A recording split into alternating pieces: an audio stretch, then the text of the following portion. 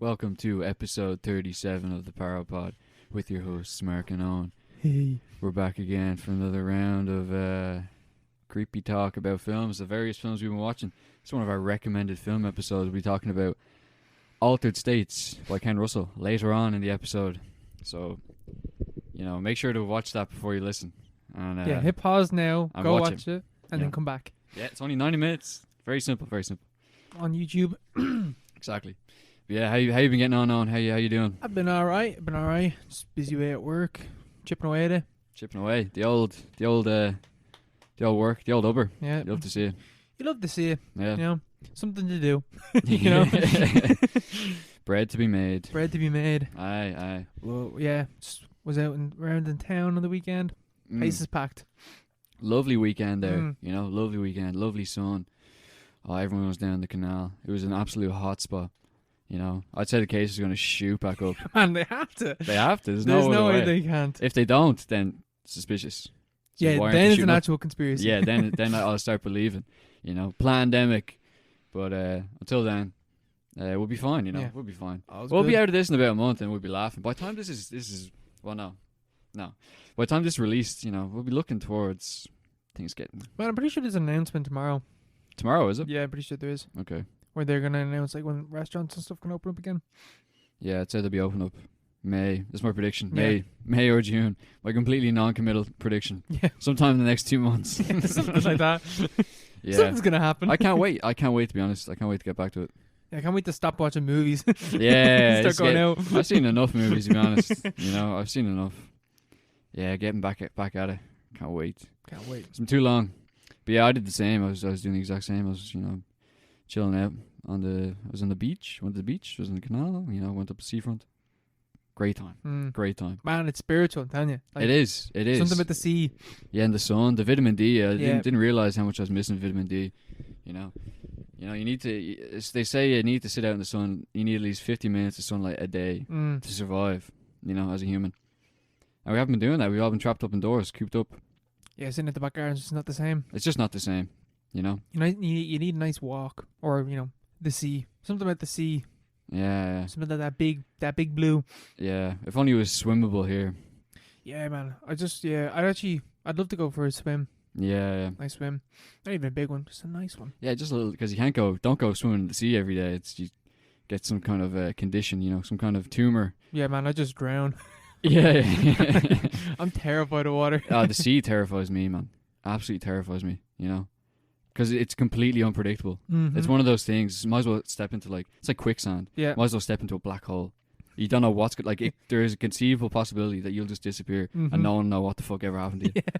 And it's not even that unlikely. It is. It happens unlikely. all the time. It happens all the time. Yeah. I get in a little eddy, or a fucking one of those currents, one of those road currents, or ever hear about this is nothing to do with the beach, but you're out at sea, or ships that have been lost at sea, disappeared mysteriously, and they think one of the reasons among many is that there's air bubbles that shoot up from the bottom of the ocean floor, and they create basically a vortex, and there's so many bubbles rushing to the top that they reach the top of the surface of the ocean. There's a boat there, and obviously when there's all the bubbles underneath you, it's basically you just fall down flat because there's nothing to keep you buoyant.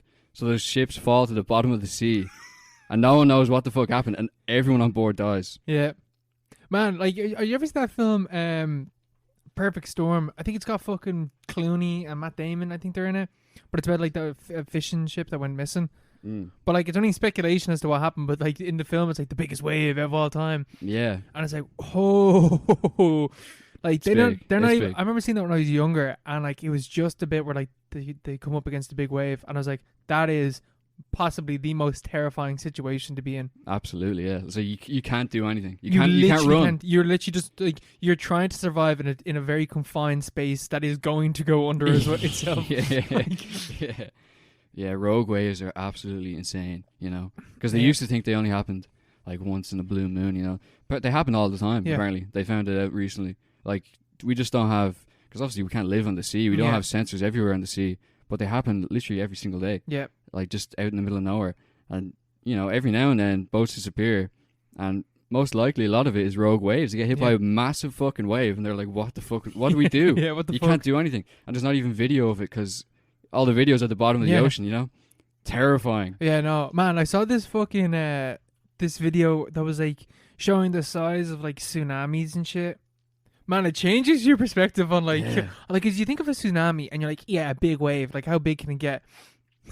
Fuck that. It's pretty big. Like, Man, like there was one of them, and like I think it was like it was one in like the 1800s, and like it was like well over the size of the Eiffel Tower, and like it crashed down on top of some city. fucking hell. But like even like because I remember when I was younger just thinking like, sure, you can just swim if it's a big tsunami. Yeah, but, like, yeah. not really realizing like the force that is coming at you is gonna like it's literally like 10 tons is dropping down on top of you. Yeah, yeah. It's like concrete. Mm. You know, if it's falling, you're fucked. Yeah. You know, or even like, you know, the footage of tsunamis you see even in the modern day. It's only like 2 or 3 meters of water, or like even up to waist. Yeah, if you get hit by a waist height wave, you're fucked. Yeah, you know, you're going under. Yeah, you're going down. Yeah. Because like you always think like, oh, the waves aren't that big, but you're not thinking about how big the wave is when you're actually in the water. Mm. Because like when you're in the water, you're only like if you're swimming, you're only up at your shoulders. So a 2 meter wave is 2 meters on top of that. Yeah, it's over. You're gone. Yeah, you're done for. You are done for. Yeah, the ocean's scary. I saw this Fuck the ocean. this thing though that apparently it's talking about like weird shit in the ocean or whatever. That have you ever? Right, it's gonna get real weird for a second. Have you ever seen a whale dick? No. Whale dicks look like tentacles, right? Mm. And they speculate that when they were out in the ocean and stuff like that, and you know, sailors were talking about that they saw sea monsters, it was more than likely just a fucking whale that was on its back, but its dick was just hanging in the air. Because man, it literally looks like fucking like.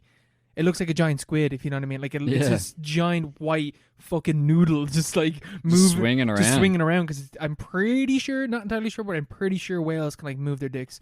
Yeah, like dolphins and stuff. I think they can, but I'm not entirely How sure. did they evolve that? Why did they evolve that? You know, why don't we have that? Because they can grab things with their dicks, I guess. I I don't know suppose. why that's needed, but Yeah, I suppose we have the hands. But yeah, you ever hear about those people that get like dragged by fucking dolphins because the dolphins are trying to ride them? yeah, that'll come up later actually. Yeah, I know. Yeah. I was, for a second, you confused me, but I know what you mean. Yeah, dolphins are like mad rapists or something Yeah. like that. Yeah, fucked. It's so Like fucked. why? You know, they're so noble creatures, like fungi. Like what awful things has he done? Oh you know, man, he's maybe he done fucking deserved to get things. disappeared. You know. Those black eyes, I'm telling you. Yeah, they seen some shit. I saw this terrifying TikTok that was like it was like this like really short horror story. It was like it was like a journal log for like a sailor. It's like the seas are a weird color of black this evening, this morning, whatever. I wonder what it could be. And then the next one was I have seen the eye of Satan or whatever. So it's like the idea that it was like this massive fucking squid that like you know inked everywhere. But like the way that it's written is terrifying. Yeah, man. You say, would you say the Kraken is real? I said there's definitely giant squids, but like I don't know. Would how. you say they attacked boats back in the day? Because there's no recorded attacks right now. I can't imagine that they would have. They'd have to be really big. Yeah, But you But would they- just, you know the way that we know giant squids exist, but they're only like 10 meters long. Aren't yeah, they? they're not like They're not huge. they're not huge. They're not huge. whales. You See, know. that's the thing. Like, if something was that big, surely the fuck we would have seen it. Like, I know that the ocean's big, Mm. but like, What about that? The bloop. Ever heard the bloop? no. It's like this. It's like a sound. Oh wait, maybe I've heard about. Yeah, this. it's like this really deep sound that, according to our biological understanding, our understanding of how biology works, and like the acoustics of a living animal, shouldn't be possible for like, because the biggest like animal that's ever existed is the blue whale, obviously, which is like 100 feet long. But like the sound that was made, it was like recorded in one of those like fucking far off, CIA posts in the middle of the. Well, it was like, I think it's near Antarctica, and it was so deep and so like bassy that they're like, this thing's fucking this huge. could only have been like a fucking a landslide or like a part of the ice caps breaking off or something like that. But there's something about like that can't have been possible either. Like Yeah. there's only it was too deep in the ocean for that to be a thing. So I had to. Have So been- there's like it's like most likely, or it's one of those things where the most likely explanation or the most obvious explanation is like it was the completely Earth. insane. It's like they're just the implications are terrifying. Yeah. See, man, it's scary. The sea, nah, I'm alright. The have you ever seen that photo of some fucking whale? Not entirely sure what whale it was, but it's like just like chomped in half. No. It's a photo of a whale, and it's a bite mark, but like it's not like continuous bite marks. It's one bite mark that like cut the fucking whale in half. I was like, what the fuck did that? Yeah, what did that? You know, like what's eating whales and stuff. I suppose orcas eat whales. But this was like a pretty big. This This is is too huge. big of a whale for an orca to take on. Fucking hell, you know. Orcas are fucking scary. Because they actually eat Man, the people. shit that we know that exists is scary. Yeah, I know, you know. It's like stuff down the bottom of the ocean. You know, those vents and stuff.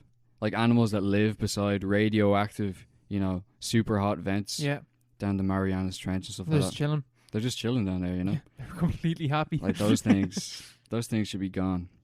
Whatever about, you know, ecology and climate change and stuff.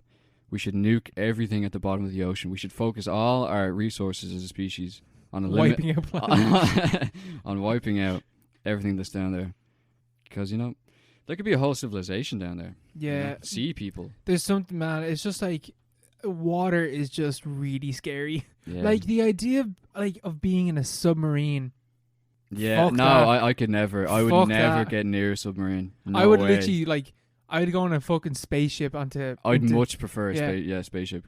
Because, like, you know, at least if the spaceship breaks up, you know, you'll be a bit uncomfortable for a few seconds, you know, but then you'll burn up or whatever. Oh no, man, it's gonna explode pretty fucking quickly. Yeah. But, like, if you're in the submarine, it's like all of a sudden water's pouring in. Or if it doesn't pour in, like, it's explosive decompression. Yeah, and you can hear creaking and shit when you're actually sitting in it. You know? Fuck that. Or ever hear, like, even, like, probably hallucinations, obviously, when you're at sea, but, like reports from sailors and seamen and stuff of, like, scratching on the outside of the submarine. Like, even if there's nothing out there, I just wouldn't. I'd be way too paro under the sea. You know, I'd be like, fucking hell, get me off this place, get me off this thing. Oh, let me out. And you can't get out. Yeah, you know, open up that hatch now. yeah. You just can't get out. Oh no, yeah, I think submarines. Fuck that. Boats in general. Fuck Boats, no thanks. You know, I'm a flying man. I'll go to space any day, though. Yeah, I'll go to even though I'm space. terrified of heights. Yeah, but you don't have to look down. You know. Oh yeah, but I never experienced like my body like the proper like how much your body will not allow you to do something if you're scared. Like remember we were out in Lions Bay. Is that what the place is called? Yeah, Lions Bay. Yeah. Out in Vancouver, and there's like me and Graham were jumping off like the big rock or whatever, and like I literally crawled on my hands and knees over to the edge, and I was like, all right, now stand up, and my body just refused to stand up, and I had to literally like count out loud because there's people standing behind me, so I counted out loud to force myself to stand up, and I was like, oh fuck, and my body was like, no, move away from the edge. Yeah. It's just better off. Just take it easy. You know? Don't do those kind of things. Just stay in my room. Yeah, exactly. Yeah, just chill out. There's enough scary shit to watch. There's no scary things in this world. Just contain it to your room. Yeah, speaking of scary things to watch, I watched The Fly. The Fly. The Fly. One of the greats. One of the great science fiction films of the 20th century, or a remake of the old film from the 50s, which is apparently also pretty good. Well, I've never seen it.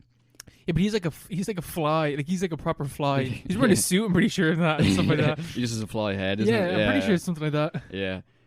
The Fly is I think it's 1984 or 85. David Cronenberg back doing his best thing. You know, I love David Cronenberg and all his things. It's only 90 minutes long, and it's like, you know, one of my favorite films, really, just in the sense that it's like so compact, you know, it just does what it's trying to do, and does it really, really well, you know. Jeff Goldblum, so amazing. Yeah, he's amazing. He's amazing in the film. He's actually, it's a great performance by a guy who's like pretending to be a fly for half the film. And then you have Gina Davis is in it as well. She's actually really good. I never noticed that she basically carries the film because, you know, he's off being a fly for half. He's just going, you know, buzzing and stuff. Oh man, the fingernails and shit coming off. Yeah. The fingernails come off and his teeth start falling out. Oh. You know, and it's like, ugh. It's such a slow fucking, like, it's basically his body rotting. Yeah. It's like radioactive. It's like radiation burns almost. Like is because it's like he builds these teleporters and he's like a crazy scientist. I love the film. Like, never takes it too seriously. No, like it's always been like, you know, this is like a completely ridiculous. It kind of knows what it is. Yeah. It knows what it's trying to be, and it's like not trying to be anything else. And he's built these like 2 teleportation devices, and it's like a complete like quantum leap for you know, science and like the human race. and like make transport obsolete and like space and time like compressed together.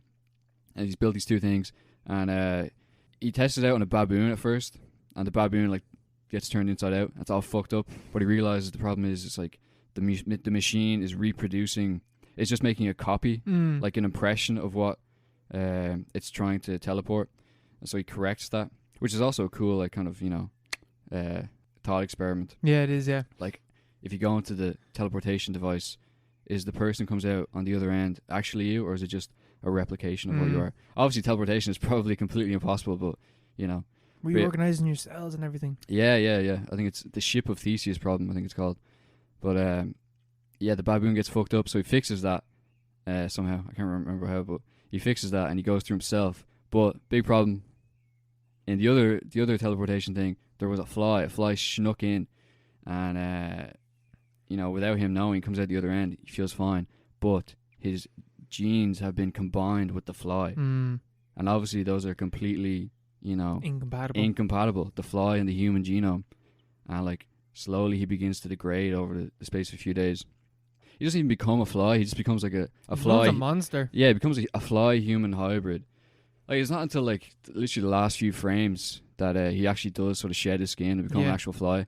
But up until he's like this bug-eyed, weird-looking dude. Yeah, and his skin's like all fucked up, and he has like stuff oozing out of his fingers, and he can't digest anything, and he has to vomit his stomach up. Yeah. Oh, it's creepy stuff. Yeah. Very creepy. But so well written, It's so tight, so tight. Like there's a great scene at the towards the end. It's like the third act kind of thing, where he's talking to Gina Davis, who's like the love interest, and like he's sort of just explaining, like as the Brundlefly, as like the sort of he's like in the late stages of turning into the fly. He's explaining like the sort of the incompatibility. He has this great line about insect politics. Have you ever met an insect politician? And she's like, no. I was like, neither have I. It's like insects don't compromise. They're ruthless. They're brutal. They're animals. They're animals. They only know how to survive. All they care about is perpetuating their survival and like resting and just like the most basic things. And he's like, you can't be a human, and then basically just says it's a roundabout way of saying you can't be a human and a fly at the same time. Yeah. And he's like, you have to leave now because I'm about to be overtaken by these kind of primordial urges that now make up half my genome. But he says it in such a cool way that it's like it's always stuck in my mind. Like those few lines, and it has all the hallmarks of a Cronenberg thing as well. Cronenberg shows up at one point. Oh shit, does he? Yeah, he's because it has an abortion scene which I completely forgot about, where because obviously he has sex with Gina Davis' character. Oh yeah, and she's terrified of the kid. Yeah, it turns out she's pregnant, and she's like, oh fuck. It's like almost like it reminded me of Prometheus, the abortion scene in that one. But and she has like a dream where she's getting the abortion, and the abortionist or whatever, the doctor is David Cronenberg, and they're delivering the baby, and it's just like a massive fucking larva. Yeah, and she's like wakes up in a cold sweat. And then when they actually go to get the abortion, the doctor is Barry Convex from Videodrome, who was like the big wig of the Videodrome corporation or whatever, or the Convex Corporation. So it's all the familiar faces, same kind of themes. It's done so well, and special effects are on point, absolutely on point. Man, I actually think that's the best special effects. Like, I know people like rave about The Thing. I think The Fly is maybe better. Yeah, because it's so tactile. Because you feel it. Yeah, because like The Thing, like probably not like a fault for The Thing, but like it's all these different characters, and you can only really relate to Kurt Russell because he's the main character, but he never has a scene like that really. Whereas in The Fly, it's the guy you relate to is the protagonist. Is like slowly falling apart, and is like shit's falling. His ear falls off and stuff, and like his face falls off at the end. He basically melts. He basically melts at the end really slowly. So it's really makes it a lot more terrifying. Really, so one of my favorites. Yeah. One of my favorites. Yeah, man. Cronenberg is just a king. He's just the king. Just one of the greats. Yeah, I remember watching it years ago. And just being blown away by it. It was like, it fucked me up though. I was like, oh man, my fingers just feel really weird the entire time now. Yeah. All the pus and shit that oozes out of them. Yeah, all the gooey stuff. It doesn't even take that long for that to start, even though, is it? It's only 20 minutes in, and then we're off. Yeah, straight into it basically, because he's just the thing with the baboon. The baboon's really cool as well. Baboon's in it for like more than I thought, 10 minutes. He's almost like a character in himself. Yeah. Because Brundle's like talking to him, like explaining. He's like while Gina Davis is off like with her ex-boyfriend, he's explaining to the baboon like his thought process out loud. It's like a cool way to sort of get the plot moving, you know. Yeah, talking to you, the audience. But Yeah. you're the baboon. You're the baboon, yeah. You're fucking licking your arse and stuff, and then the fly comes into the scene, like it's in the background as the baboon's like looking up at Brundle. Yeah. It's just like, you know, I remember we talked about the fly a while ago when you're talking about scanners. But now that the film's more fresh in your mind, what happens to the fly, like the actual fly? the fly is Brundle. Brundle and the fly become the same thing. No, but like, I thought the fly, like, there's a shot of the fly afterwards. Like, the fly gets teleported as well. Yeah, and no. then that comes out of the chamber. I don't know. I don't think so. Just starts growing little tiny hands. Yeah, Human. Yeah, because I had the same idea. I remember we asked the question last time, and I was like, I had this idea of the fly being like a separate kind of thing that turned into a man, but that's not in the film at all. No, I know. I knew they didn't turn into a man, but I feel like there's a shot of the fly after like the fly flies out of the tank, and it does something, and it does something like human, but I can't. But now I'm saying that just sounds so fucking stupid. Because how the fuck could a fly? How could you visualize a fly doing something human? Does it fucking like go to the toilet and wipe its arse or something? Yeah. No, because picks up a tiny knife and fork. yeah, because at the end, he's trying to convince Gina Davis' character to get into the teleportation device with him, and she is the baby obviously still, and he's like, we can be the perfect family, you know, you, me, and the baby in the one body, 3 people in the one body. So I assume the whole teleportation thing is it melds you together, and that makes way more sense. Yeah, because that was his problem, because he couldn't cure himself because the fly was like, because the fly's genes were His him. own, like yeah. he was the fly basically.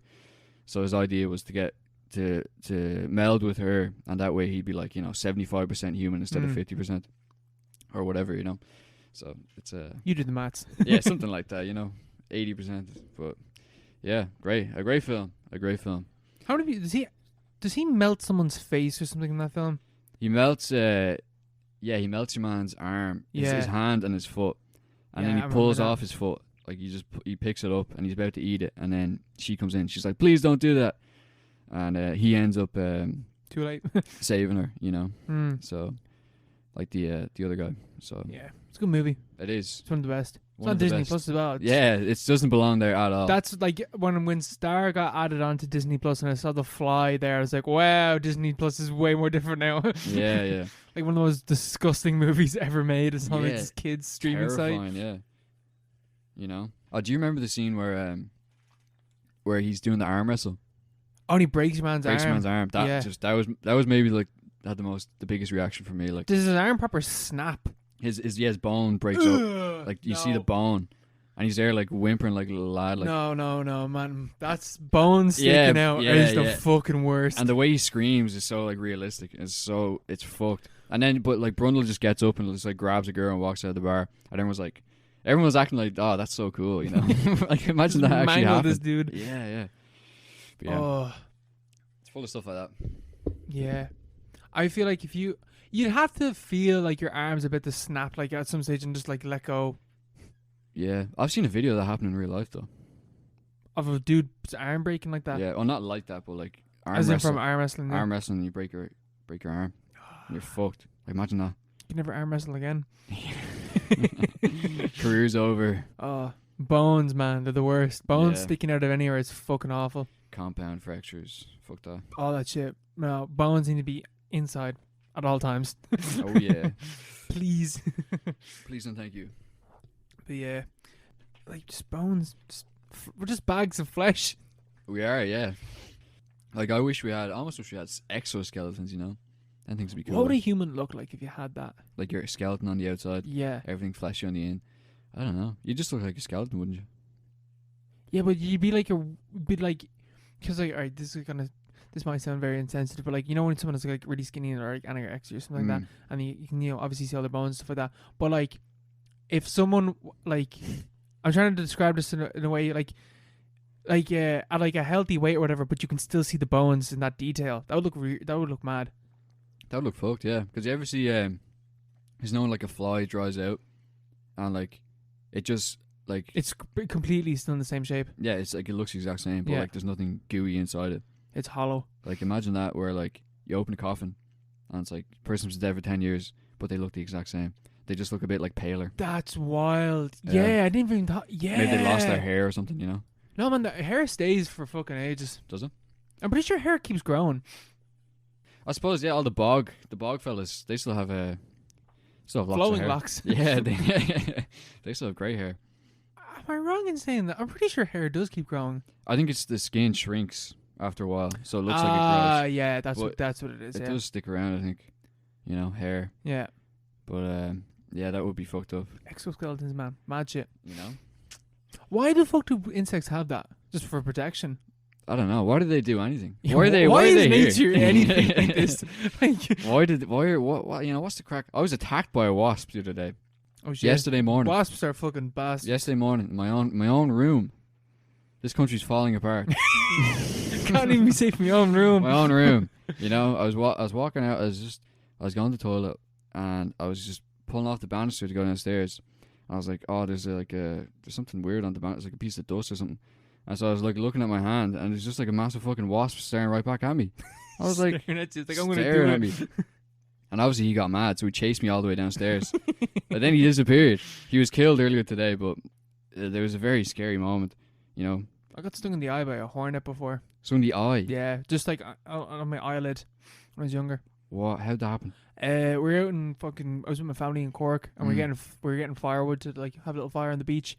And I just picked up some fucking wood or whatever, and there must have been a hornet nest or something that fucking got me right in the eye. And I remember like, I was like, what the fuck? And like, I grabbed my eye and I pulled the hornet out of my eye, and I looked at the hornet in my eye, and I literally remember going like, you fucking bastard, and I scrunched it in my hands, and then I fucked it on the ground, and I held my eye, and my eye fucking swelled up. That's a pretty cool story, though. That's a great story. 12-year-old me was a fucking badass. Yeah, that's a real power move, right? 22-year-old me now would just be like, oh, start fucking bawling my eyes out straight away. Have you been stung since? I feel like, yeah. I think I got a fucking wasp sting a while ago. But like, You'd know, I think. there's something, yeah. Because don't know, I got stung in the armpit before. It like crawled down my shirt. I just like clamped down on it, and like I got stung. Yeah. But it was pretty bad. Like, you know, it's irritating. It is irritating. Yeah, that's what I'm thinking. Like, you remember getting stung. Yeah. I always remember getting stung. Man, I've gotten stung in the most like moronic places. I remember like getting stung like on the neck because I picked up something. I can't remember what it was. I was picking up like a glass or something, And the wasp was on it, and it literally went straight onto my neck and stung me in the neck. How many times have you been stung? Like three times, 3 or 4 That's times. not bad. Yeah, some people have never been stung. It's fucked up. It's a fucked up world, you know. Like you know, like people love bees, and bees have a real place in the world. Yeah, But wasps don't have a place. man, people fucking hate wasps. And wasps rightfully so. deserve to be hated, you know. They deserve all the hate that they get. They're Yeah. fucking bastards. yeah. Like you know, like how many species have we killed on this planet so far? Like obviously we have control to some extent. Like, we got rid can of- exterminate things. Like, why did we get rid of dodos? Why can't we get rid of wasps? yeah, why do can we not do a trade with that? You know, What do some sort of- like obviously wasps like fulfill a role, I don't know what the fuck. but they I've do. heard before that they actually don't fulfill a role. That they're just like Maybe that's just from people. maybe getting that's just, stung. maybe that's It's the maybe that's- anti-wasp lobby. the anti-wasp propaganda. That's from the bee lobby, man. Don't believe that shit. The bees are the problem. Oh, Yeah. stop! Fuck wasps. I tell you what's a problem: revealing Michael Myers' face in a Halloween movie. That's a big no-no. It's a big no-no. Big no-no. Yeah, I watched Rob Zombie's sequel to his 2007 film, Halloween, and then the sequel, Halloween 2. I don't know why I said it that way, but anyway, Halloween 2 from 2009. Rob Zombie back again. I decided, fuck it, might as well watch the second one, because I've heard that it's better in some ways. And in some ways it is. He's actually trying something a bit more interesting in this film. This one deals way more with like trauma with Laurie, and like looking at like her psychology afterwards, because it starts off like pretty much immediately after what happened in Halloween, and there's a moment where they even confirm like Laurie says, "Yeah, I shot Michael Myers in the face." Like she says, and he's dead. Like I did that. And then we see them taking away the body of Michael Myers at one stage. Like it's kind of hazy in my mind how the story goes out. But basically, there's a scene where we see them like bringing Michael Myers' body away, and the two coroners are like driving away or whatever. And Rob Zombie, being Rob Zombie, made every single one of these characters an absolute piece of shit. And the two coroners are talking about having sex with dead bodies, and it's just like one of them is saying it, and then the other one's like, "Dude, shut the fuck up." And the other man's just like, "I'm not saying I'd do it, but I was just thinking about it." And it's like, why, Rob Zombie? Why do you write your characters like this? And then they crash into a cow, and then Michael Myers like gets up and like kills one of them. Actually, he decapitates him. He picks up a broken piece of glass and he like saws the dude's head off. It's pretty cool. But and then he looks up, and in the distance there's like this white figure, and like, what the fuck is that? And then he starts walking towards it, and it's this massive white horse, and this woman in white. And I can't remember if you realize this, if it's told you beforehand. No, I think it is. Yeah, sorry, it tells you beforehand that it's Michael Myers' mom. It's his mom. It's his mom. Just shows up. She's a ghost. She's a ghost. And he goes off with her, and he walks away. And it's like 2 years later or whatever, and then we see Laurie. And Laurie's all fucked up from like PTSD and stuff like that. But like she's like super, super aggressive to like everyone around her basically. And her friend also survived at the end of Halloween. And she's like the same. She's all fucked up, and the two of them are dealing with PTSD. Like, I don't know much about PTSD, but I can imagine that this is not very well handled. Like, I'm imagining it's a pretty poor depiction of people with PTSD. Why? Because they're just fucking assholes. Like, they're just so aggressive to everyone. Is it said that they have PTSD? It's not said, but like it's implied. It's like heavily implied that like that's true. Because like the Laurie, like in Halloween, the 2007 Halloween is like Laurie from like, the 1978 one that's like, Little Miss Perfect basically. And then this one, like the way that they depict, like the way that Rob Zombie basically like depicts like she's changed character is that she's basically like a goth, and she's like into like metal music and stuff like that now. Yeah. But like there's like it's caught in between like Laurie going through all this stuff and saying like Michael Myers, like he's dead and he fucked me up, and then like her trying to like basically deal with that shit, and then at a certain point she realizes, oh shit, I'm Michael Myers' sister, and that fucks her up. And I like when that reveal happened where she found out that she was Michael Myers' sister, I was so confused because I was like, how the fuck did she not already find out about that? How'd she not know that? Because she finds out by Loomis. Loomis, yeah. Yeah, he's a complete cunt in this film. Like he's a Malcolm McDowell. Man, he's an absolute piece of shit in this Why? film. He is the most like narcissistic, like really abusive. Like at one stage he says to his assistant, who's like just trying to be nice to him, just telling him like what to do. She's saying to him like, oh, you probably shouldn't say this and stuff like that. And he like basically turns around to her and said, if I wanted your opinion, I'd beat it out of you. And I was like, whoa, what the fuck? Bad out, Loomis. Bad out. He changed. He changed. Like he's like completely, all the characters, like the arcs make like very little sense except for like Laurie dealing with PTSD, but even at that. So Loomis writes a fucking book, and that's how Laurie finds out that like she's Michael Myers' sister. But I was so fucking confused because how the fuck had no one told her that after what happened? How did she not know, like, in the first place? Because she was adopted. Oh, she was adopted. Yeah. But like surely someone would have been like, oh, by the way, like the guy tried to kill you, that was your brother. It was your brother. And like, we didn't tell you for this reason, whatever. Yeah, wait, why did she think that he was following her in the first place? It's just never explained. Like, it's just never explained. No. But like even in the original one, it's not even explained. It's just like it doesn't really matter. Like it doesn't like it. Like it's in the first one, isn't it? It's because she's like the stand-in for his babysitter that he killed. So he feels the need to kill her because she's a babysitter. I just feel like he just goes after her just because he sees her, and he's like, yeah, I'm gonna kill you. Because he's the babysitter killer though. Yeah. So he kills all the other ones are like, I think, babysitters. Yeah, they are. And then she's like the last one. So I suppose. But like in the Rob Zombie ones, it's just like he's just drawn to Laurie because he wants to kill her. But like he somehow just always knows where she is, and like can like basically teleport in this movie in some scenes. It's so fucking dumb. But So she finds out whatever, and then she like kind of goes, she loses it, whatever, and she's like, "Fuck this! I don't care about anything anymore because I'm Angel Myers is her name, is her actual name, Angel Myers."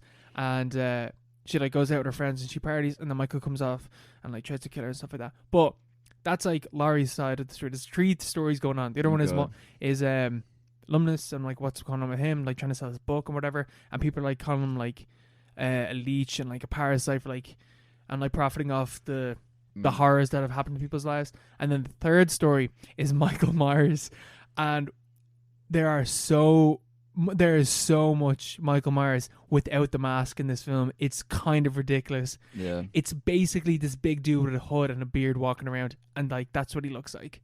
He looks like a grand mage or something. Yeah. You know? He looks like a wizard. Yeah, that's just... He actually looks like Rob Zombie. It's like, what are you doing? What are you at? Yeah. What is he... Like, he doesn't have a mask, so he just walks around killing people and stuff with no mask. With no mask. Well, he's not, like... when he kills people, he kills them at dark, so that's like kind of how... But like... at one point, like, because... Like... The mom ghost. Alright, so he's haunted. Right, so he's haunted by. This is so complicated. By the mom ghost, but also the ghost of his younger self. Like it's him as a kid, also haunting him. Okay. So it's like, oh, so Michael Myers is going through trauma, but it's similar problem with the first one, where it's like you're trying to humanize this person or this character, or whatever, but like he literally got shot in the face, dead blank in the face in the first one, and he walked away from it like completely fine. And like his face is like, you know, it's recognizable, even though he got like a fucking like a revolver straight to the face. Like your head would be fucking exploded if that happened. Yeah. And he's just like, you know, I'll fine, whatever. So like, and he's like, he has superpowers basically in this film as well. So it doesn't make any sense as to why you're trying to humanize this inhuman character. It doesn't make any sense. Yeah. And trying to, like, I don't give a shit about what Michael Myers' trauma is. Like, he's the one inflicting trauma. He's the trauma, yeah. He is trauma, isn't he? Yeah, you know? he is, yeah. He is trauma, point, so what's the point? Here's his backstory. Here's the backstory to the Grim Reaper, you know? Yeah. He was actually good. He started out good. The Grim Reaper was pretty sound. Yeah, he was actually sound, then he got fucked up. See, yeah. Actually, I realized as well that I would probably fucking despise the, like... I think the last 3 Texas Chainsaw movies are all prequels. So it's like, there's one of them that's Leatherface, and it's about like Leatherface as a kid, or like as a teenager, and like becoming Leatherface. And it's like, no. As a teenager.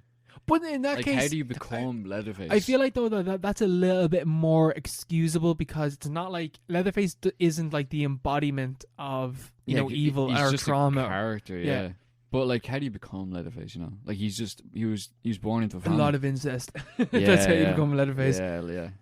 But like, I don't know. Like they should have just leave it. You know, either reboot it, remake it, or don't be doing just prequels. do sequels. Stop doing don't do prequels. Yeah, don't be doing the prequels kind of thing. You know, we're trying to like, turn it into something that's not. Yeah. You know. So Michael Myers is like being told by his mom like, oh, do this or whatever, and he goes off and he does it. But then, like, I was like, this is cool because he's trying something. It's not very successful when he's trying to do, but it's cool. But then the ending happens, and the ending is probably the most batshit insane thing I think I've ever seen.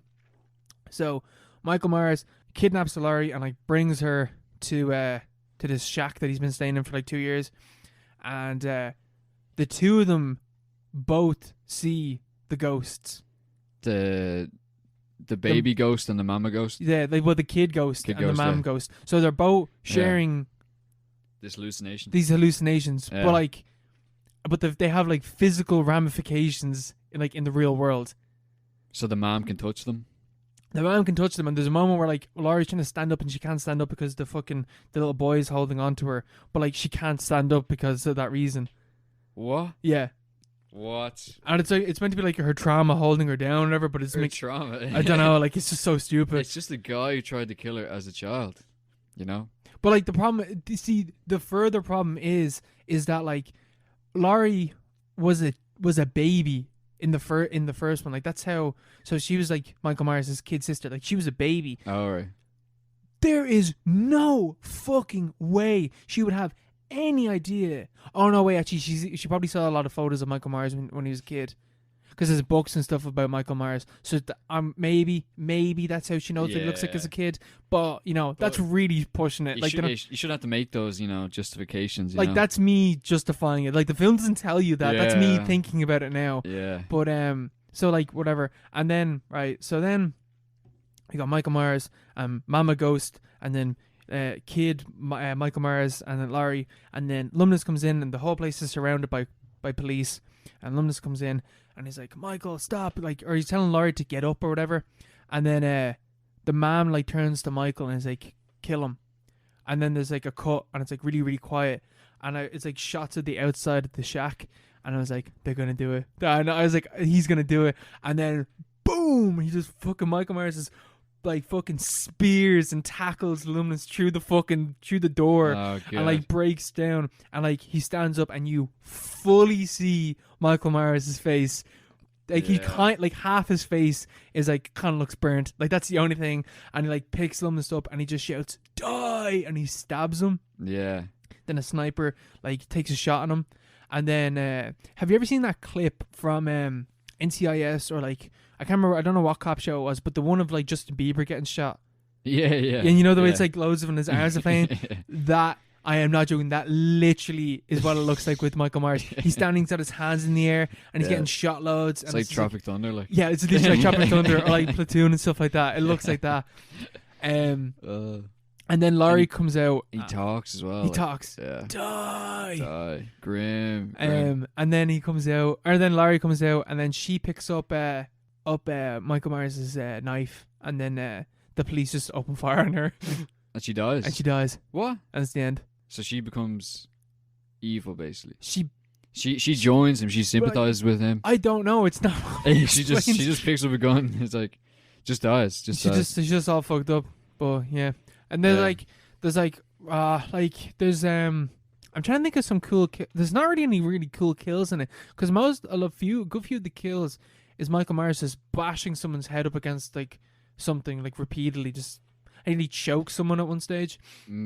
There's a moment, I'm not even joking, where he full on teleports. Yeah. Like there's a guy taking a piss outside, and then the camera just goes vroom, and there's a sound effect, and then Michael Myers is standing beside him.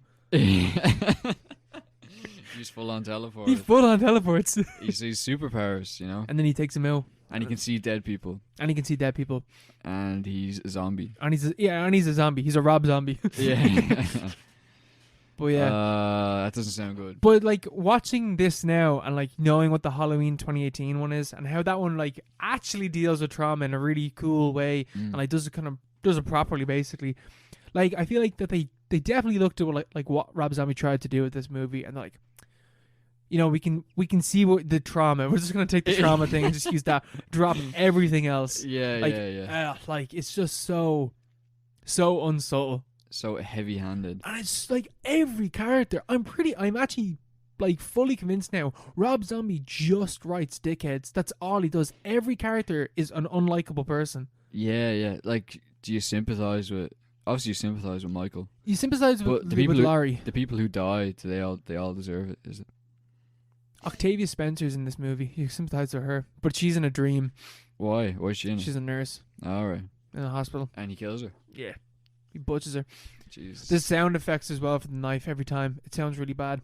And it's like there's like a thud every time that like they give a sound effect of like a thud to make it more like impactful, and the camera shakes every time he stabs someone. It looks like shit. Like it's not like. Yeah. 2009, like that feels kind of modern, That doesn't feel like that long ago, That's what 12 years ago. Yeah, 12 years ago. Like what? Like good movies were coming out then, Like this doesn't have the excuse of, stuff like Texas Chainsaw remake and I suppose Halloween 1, I don't know. I think it's just like they should have known better, surely. Yeah, if you're gonna do Rob Zombie, has he done anything since? What's he been on? Yeah, man, he's come out with people really like his like the House of a Thousand Corpses and like the Devil's Rejects, and there's a third one. I think it's called like Free from Hell or something like that. People like those movies, and he also did a film called 33, which came out a while ago. 33. Witches of Salem, I think it's called. Or Lords of Salem or something. All right. Which is apparently like his like. It's the most like Rob Zombie, like it's like his auteur film, and apparently like it's just alright. So like I don't think Rob Zombie's like he just does gore. Yeah. Well, you have to respect it, but maybe stay away from the franchises. Yeah, I just think Halloween was just not for him. Like this is not the right franchise to give to him. Yeah, it's not gore. Like it was never about gore, was it? Texas Chainsaw. I actually think Texas Chainsaw could have been the one for him. But, yeah. But have him like do a straight up, just do a slasher movie. Yeah, he should have done the remake in 2003. I think he could have done it. I don't think he was making movies at that stage though. No. I think House of a Thousand Corpses is his first film. I think that came out in 2004. Well, it seems like the time has passed for him then, because he should not be allowed near Texas Chainsaw as it stands. No, we should be doing that. We're the only people allowed. I would love if Texas Chainsaw got a like Halloween 2018 reboot. Yeah, that'd be amazing. Yeah, like the new one. I haven't heard anything about the new one still, but I've zero faith whatsoever. The new Leatherface. There's another one coming out. Yeah, did you not see that? No, we talked about this before. I think it was a cool poster, but it's like they're all the faces, is it? Yeah, it's just like a blurred face. Yeah, But the people behind it just seem to be like inexperienced. Well, man, considering how we went through the original series and we went through one of the remakes, and the only one that was good was the first one. Yeah. Like, yeah, you have to have and like it's the same with Halloween. You like, but at least like the third one's like interesting. Yeah, true. And you have the 2018 remake of Halloween. Yeah, 2018. Yeah, that's what I mean. Like oh yeah, sorry, yeah. Like up to 2018, you'd only one good Halloween film, and then you had one about leprechauns or whatever. But at least it had John Carpenter was still alive, Yeah, and he still has, he's not as good as he used to be, but he still has some sense about him. Whereas Texas Chainsaw, Tobe Hooper's dead. Everyone involved in that film is dead, or they've just completely discredited themselves with different films in the franchise. Like the guy who directed the fourth one, like. Yeah, what was his name? Henkel? Yeah. Kim Henkel. Yeah. Kim Henkel. Yeah, I think he's dead as well, to be honest. I think he is, man. Yeah. See, everyone's dead. That's the problem. That is the problem. People dying on us. So give it to us, and we will give it to the youth. Yeah. People dying. Just be dying. People just be dying sometimes. Like the cast of like Twin Peaks: The Return. Oh. Man, I'm not even joking to say half those people are fucking dead. Half those people died like after the thing came out. The Return. Wait. This is like 2 years ago. This is 2 years ago. This is it's like 3 years ago. 2018 wasn't it? I think it's 2017 or 2018. The Return. Twin Peaks is back. Well, back 4 years ago at this stage, whatever. But anyway, yeah. Last week I kind of gushed for a good while about Twin Peaks: Fire Walk with Me, and then the next day immediately started The Return. I think I have 4 or 5 episodes left. Twin Peaks is just the best thing that's ever been made. Straight up, it's just the best thing. That's huge. It's just the best thing. Oh man, huge praise. It's so fucking good. Like it's still the best. That's game changing, isn't it? That's game changing. So like, do I have to watch this? Yeah, straight away. No, man, you need to get on. I think you'd really like Twin Peaks. Yeah, I feel like I would, but I just never got into it. I only watched one episode, to be fair. But yeah, wow. Like, what's the setup? What's the thing? So premise? Like the problem is with the Return is that like you have to have watched everything beforehand, or at the very least you have to have watched like the original series, because it picks up it's literally 25 years later, and we're following characters again, and Dale Cooper's back and all, and it's great. It's so fucking good. I watched episode 12 or 13 today. I can't remember which one it was, but it is just like, it was literally one of the best episodes of TV I think I've seen. Jesus. It was, but like it's not like mind blowing or anything. You're just like watching. You're like, this is just consistently good. Like there's 3 major plots going on, and interwoven in those 3 big plots. It's not even big plots. It's like 3 prime locations, and there's plots going on within these locations. There is so many characters. Like I feel like you have to actually like binge watch this because there's so many characters. This thing won awards for being a film as well as being a TV show. The Return. Yeah. Because and like I at the start I was like, that's complete bollocks. Like that just shouldn't be allowed. Watching it now, I'm like, it actually does kind of make sense, because it is just an 18-hour long film. Just like 18 hours. Cut up But like he does a really nice thing where the last like 4 or 5 minutes, like it cuts to the bar, the Big Bang. I can't remember. No, Big Bang is the one in Sopranos. Bada Bing. Roadhouse is the one in Twin Peaks, and they just cut to there, and there's just like some band playing, whatever. Like there's 9 Inch Nails playing and stuff like that, and you just like it's just like characters are like talking, whatever, and in the background is the band, and you can hear the music, and it's just like it like chills you out after whatever's happened in the episode. It's really, really well done. At the end of every episode, it has that. Every 5 episode, minutes. That's class. 3 or 4 minutes is just some band playing. Like there's 9 Inch Nails, but the 9 Inch Nails one happens the 9 Inch Nails one is kind of the worst example of that, because that happens like kind of in the halfway point of the episode, because that episode was the most like surreal episode out of any of them. So everyone needed a break. Yeah, I just feel like he was just like, we'll just take it in here because you need a bit of a break of what's going on. Intermission. So like he kind of knows. Like and it's a completely different show. Like this is the dude. This isn't like Blue Velvet fucking David Lynch. Like this is Inland, the guy that made Inland Empire, the guy that made fucking Lost Highway, the guy that made Mulholland Drive. Like this is post all his big works, all his big major surreal works, and now he's coming back to Twin Peaks, and he can do basically whatever he wants because he has the fucking clout to do it. He's got the power, and he does anything he wanted to do. He could do it, and like he does, and it's amazing. It's really well done. Yeah. Was it awarded like as an 18-hour film, like not just in blocks? 18-hour film. Yeah. That's mad. Yeah. That's crazy. I imagine watching it one day. It would be too much. I'm not gonna lie. It would be a lot. Like episodes have already like merged into each other for me. Like I can't really, and like they're not named. Like each episode is called Part 1, Part 2, Part 3, Part 4. So like, so even if you heard the name, like it doesn't help whatsoever. Yeah. So who died? All right. So there's the log lady, who when you see her, she's like, she looks really, really sick, and she's only ever in one location. It's because I think she was sick. Man, I think 3 days after they like shot her scenes, she died. Oh god. She was like dying of cancer as they were filming it.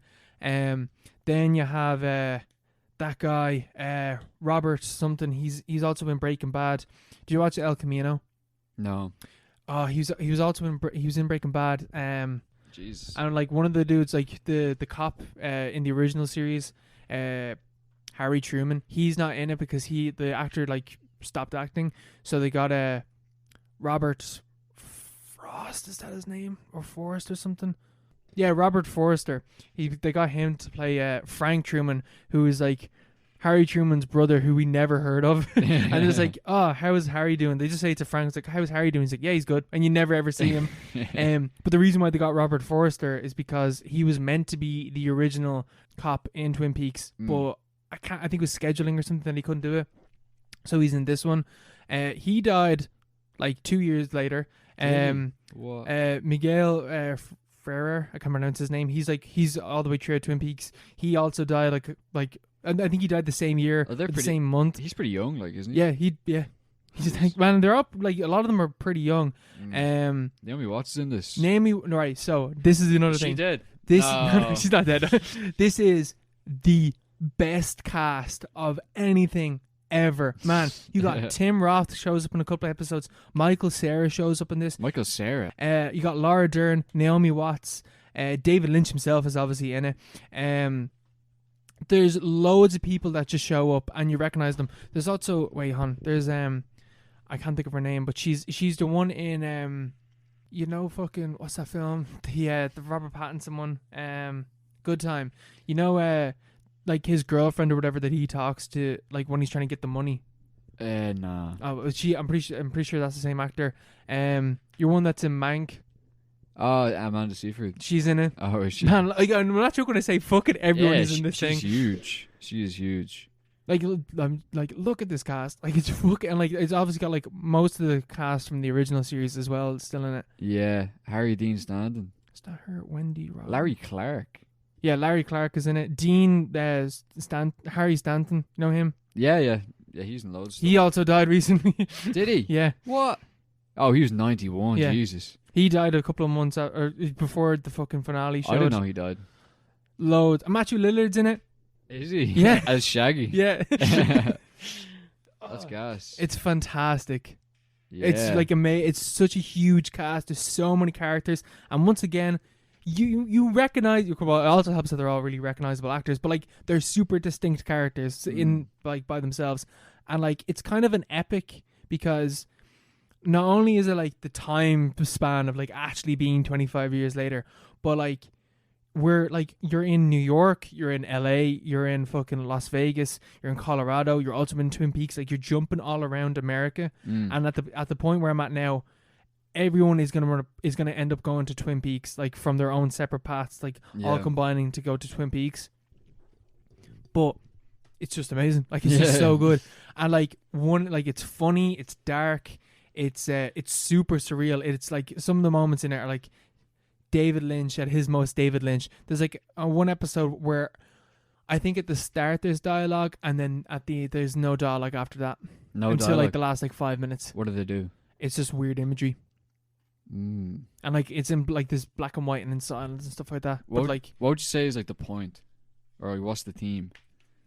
The main themes. The main theme. Like just a short like what would you say the main theme of Twin Peaks is? That's like a kind of spoiler for Twin Peaks. That's the thing, because I don't know a lot about it. Yeah. And it's like you never really hear that much about it. There's doppelgangers and stuff going on as well. Yeah. There's loads of shit. Like that's just one of the things that's going on. Like I'm like 5 or 6 episodes left. Like I'm not entirely sure like what the overall thing is. It's just great TV. Yeah. And it's about like interdimensional and like otherworldly stuff that's going on. It's cool. Is the dwarf still alive? He refused to be in it. He didn't want to be in it again. Did he? Why? No, I don't know why. He just didn't want to be in it. So they made him into a tree. That character into a massive tree. Into a talking tree. Not bad. Yeah, I wonder how much that must have cost. All those names, you know. I have no idea. It must have been, man. Or like maybe some of them did it for free or something as a favor, maybe.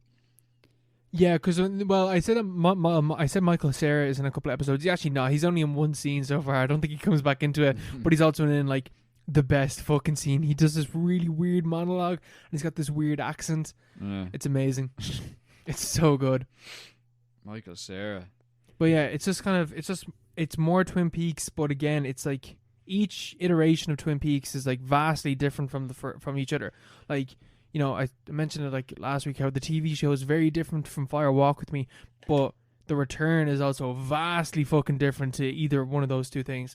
But again, recontextualizes things from the first two. I also came up like it kind of revealed something in one of the episodes today. There's this thing in like Fire Walk With Me about like the blue rose, and you're like, what the fuck does that mean?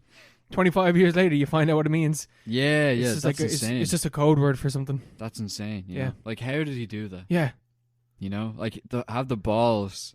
Like, obviously, I don't know how much he planned out, but obviously, maybe like he had this idea that he would pick it up eventually. It makes like no. I think he did think of it at the time because like it makes so much sense. Like in like the original one, because like Blue Rose is basically like we're doing paranormal shit is basically what it means.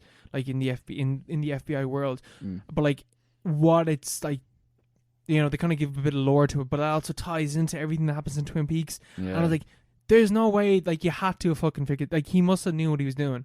Yeah, madman, like, absolute madman. It's his magnum opus. Like Twin Peaks as a whole is his magnum opus. Yeah, you know, like the guy's an enigma. He's an absolute enigma. I started watching his fucking like the balls and like the weather reports and stuff like that. They're so good. They're so good. They're so relaxing. Yeah. There's something about it. And they're like a minute each. Yeah, because his films are like, you know, they're like creepy and like dark and like disturbing. But like he's such a happy guy. He's just doing his thing. He's like, there's something creepy about the ball one. About like why? Today's number. There's something a little bit weird and about today's it. number is 7. Yeah. Oh no. Yeah. It is. Have a good day. Have a great day. He's so funny. Such a funny guy. But he's always smiling in them videos. You know, always talking about the sunshine and stuff. But like that's where he's always done his work. Yeah. Like in that basement, like from the weather report videos. You know, like, and he has the same routine every single day, and he wakes up at like 6-7 a.m. has a coffee, even though he doesn't have to get up at 6 a.m. You know, he's an old man, he's a filmmaker. has a coffee and then like works like all day. Yeah, he just writes and stuff like that. Yeah. Because like because I started watching like one of those like compilations, and it was like I think the name of it was like David Lynch just being a madman or something like that. Yeah. But it was intercut with like the Laura Dern thing, saying like, oh yeah, like I saw him and like I just knew I wanted to spend the rest of my life with these two men. But like he has like a nickname for Kyle MacLachlan and Laura Dern.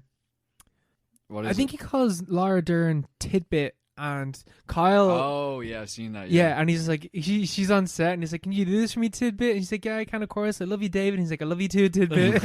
It's like so wholesome. Yeah. And then with Kyle MacLachlan, it's like one of the producers of Dune couldn't pronounce his name right. They call him Keel or something. So David Lynch just found that funny and just has forever called him Keel. Still calls him Keel. Yeah.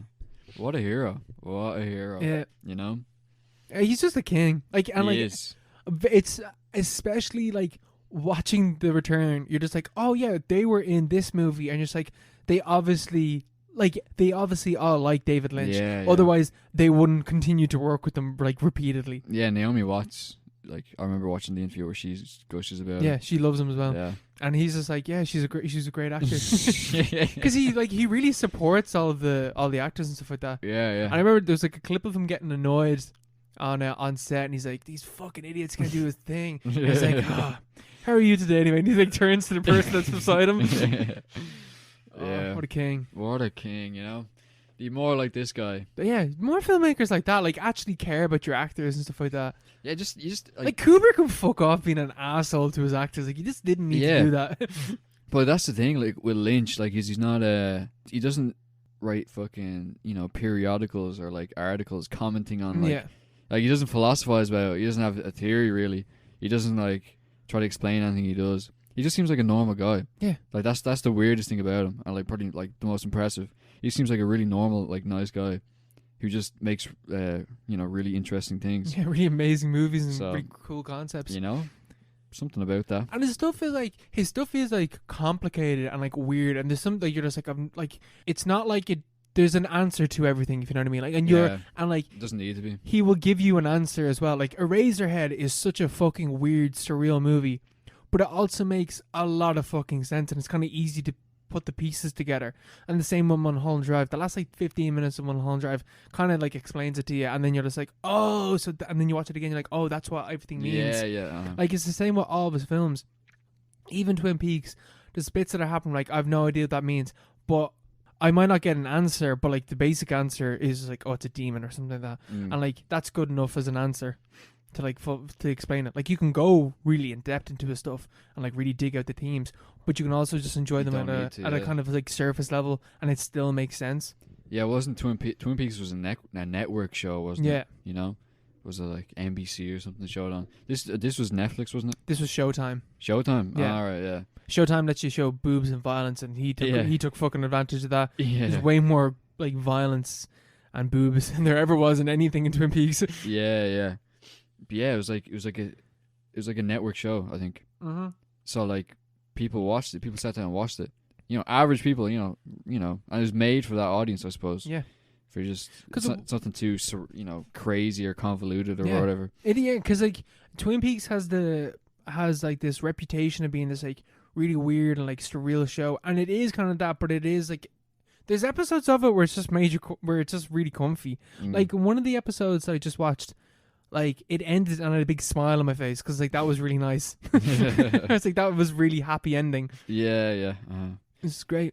Yeah. Dougie Jones is the best fucking character in anything ever. Dougie Jones, who plays him? Kyle MacLachlan. I have to watch this. Yeah, I gotta watch it. I gotta watch it. Gotta get into it. That and The Wire. One of these days. The only problem, man, is that Now TV, they're fucking bastards. I went on to watch The Return and I gave a warning. You have 20 days to watch this before it leaves Now TV. Now TV? I don't even have Now TV. Oh yeah, it's I thought this was on Netflix, no? Or it used to be. It was back in my day. It was. The original series is on Canadian Netflix. Oh, is it? Okay. Yeah, so you can watch it there. I will watch it there. And also, Fire Walk With Me is also on Canadian Netflix. So everything except for that. Everything except for this, but you can easily get this somewhere. Yeah, this is fucking everywhere. Like. Definitely, yeah. Released in the digital age. I love Twin Peaks so much. It's all, but I've been struggling to watch movies because I've just been watching Twin Peaks. Yeah. I can It's relate so to good. that. The Sopranos. Yeah, Oh, I miss The Sopranos. man, Sopranos is so good. Have you watched it? Have you watched it since? Yeah, I'm nearly finished season 4 now. Like I'm really, Okay. I'm like very comfy with the one episode a Yeah. week because it's like because I do not want to rush it. I enjoy just sitting down watching one episode once a week and just be like, that was really good TV. So good. I think Ralphie's gonna go in a bit. Ralphie. Ralphie. The last episode I watched was Paulie got out of jail. Oh yeah. Paulie's back, and then he said something to. I don't know any of the characters' names except for like the main group. Like any of those extra gangsters, no idea what their name is. Yeah, it's like Johnny Sack and stuff. I think Johnny Sack was the one who the guy that had I was like, talking to Polly on the phone. yes, Yeah. and he's like that fucking Ralphie, and Johnny Sack's kind of looked at him. Fucking Ralphie. I was like, oh, Ralphie's gone. Ralphie's fucked now. Yeah. Oh yeah, he made that joke yeah. about Johnny Sack's wife. Yeah, that already happened. And I was like, oh, this is it. This is where fucking Ralphie dies. And then Yeah. it happened. I was like, fuck. Yeah, that was a good joke though. No, not worth dying over. Yeah. My God, Ralphie. But yeah, sure. Look, we'll get there. We'll get there. We'll get there. We'll go for a break. Yes. Let's do it. In the basement of one of the country's leading medical schools, Dr. Edward Jessup, candidate for a Nobel Prize, is conducting the most dangerous experiment in the history of science. And the subject of the experiment is himself.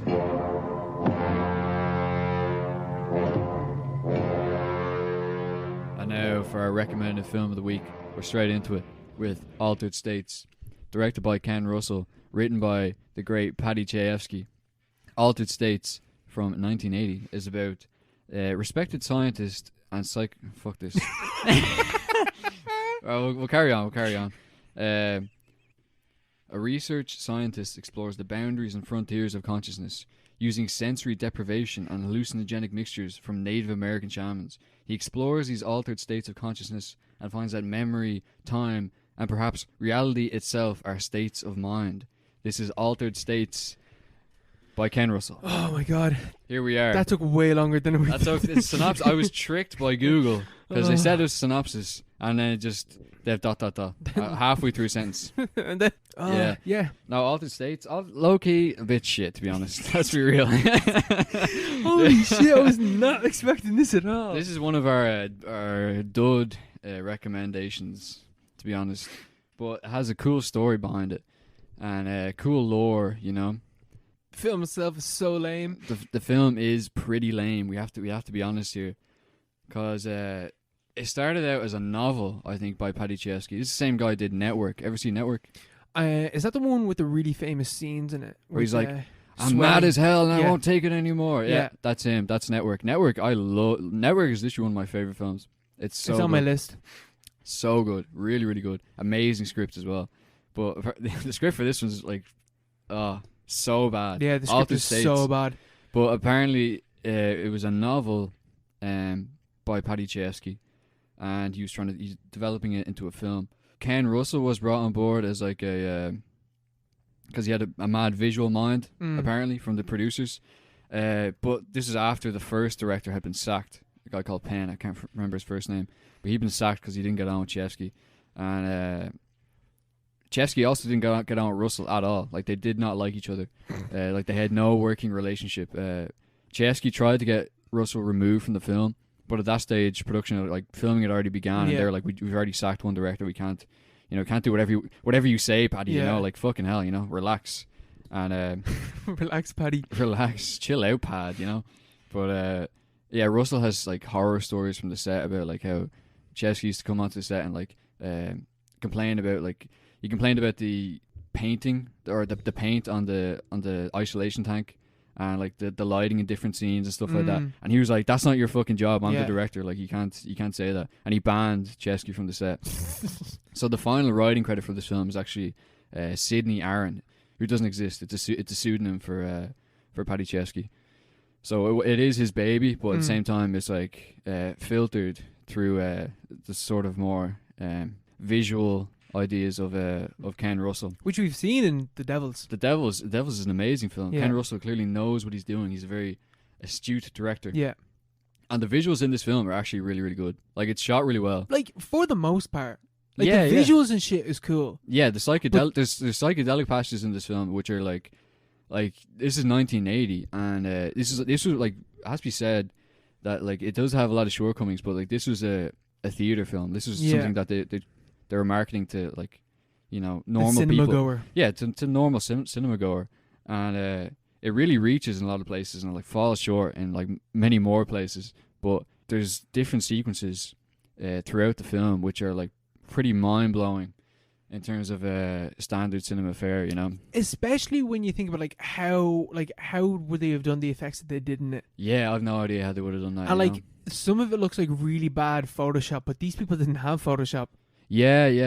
There's stuff towards the end where like it's his body and stuff. I mean more like the visual. Like the impressionistic that as well. stuff. Yeah. Like the one with the goat head with like 6 eyes or something on the cross. Yeah. And it's like this, like, I can't remember. I think it's like this bright blue behind it, but like it's like 2 images just like put on top of each other, and it looks fucking amazing. Yeah. It's really creepy. It's like they're the aspects of the film that are really good, and they're the aspects of the film that I thought there was going to be way more of. Like there's only like I think there's like 4 like hallucinogenic montages, I guess. Yeah. There's quite a few, but like there's a big problem in terms of fluidity. Oh my god! Because the rest of the film is played almost like a pretty, like a sort of a really standard movie. Yeah, like a standard kind of mystery, but it has a weird kind of vibe to it.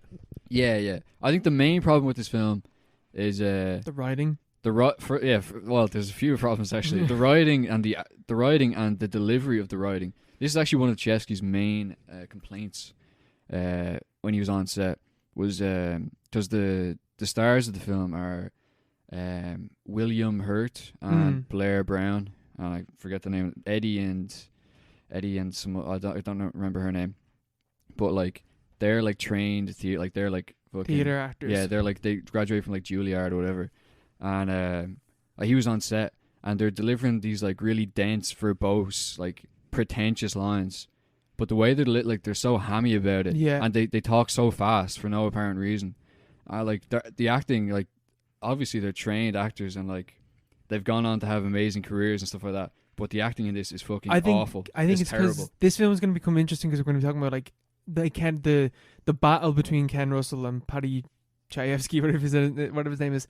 But like I think that's like fucking Ken Russell not fully understanding like the script nearly, or the dialogue and how it was meant to be depicted. Yeah, because Russell like replied in like different interviews over the years, and he said that like the dialogue is said as written, and he cut out like he mentioned like the problem in the film in terms of like it's too verbose and there's like too much talking, there's too much dialogue really, and he says like he kept like 90% of the dialogue, and just like there is way too much dialogue. Yeah, cut the really extraneous parts, but you know that's not really the problem that I think Chesky was getting onto. It's just how he's like treating like, because it was clearly a very dialogue based script. It's very like a very cerebral kind of thing, but it's not treated like that in a visual way. Like it's very bog standard. Yeah, there's like there's scenes with like where they're just talking for ages, and it's delivered really badly, and it's like the lines are so heavy handed, and like the dialogue is like it's so blunt. Yeah, it jumps from like subject to subject for no reason. Like in the first like half an hour, it's just all exposition. It's just them talking about their lives, and they just like say how they feel. They're like, I feel sad, or I feel happy about this, and they just jump from like different points of exposition to the other. But then you have like mad like hallucination scenes.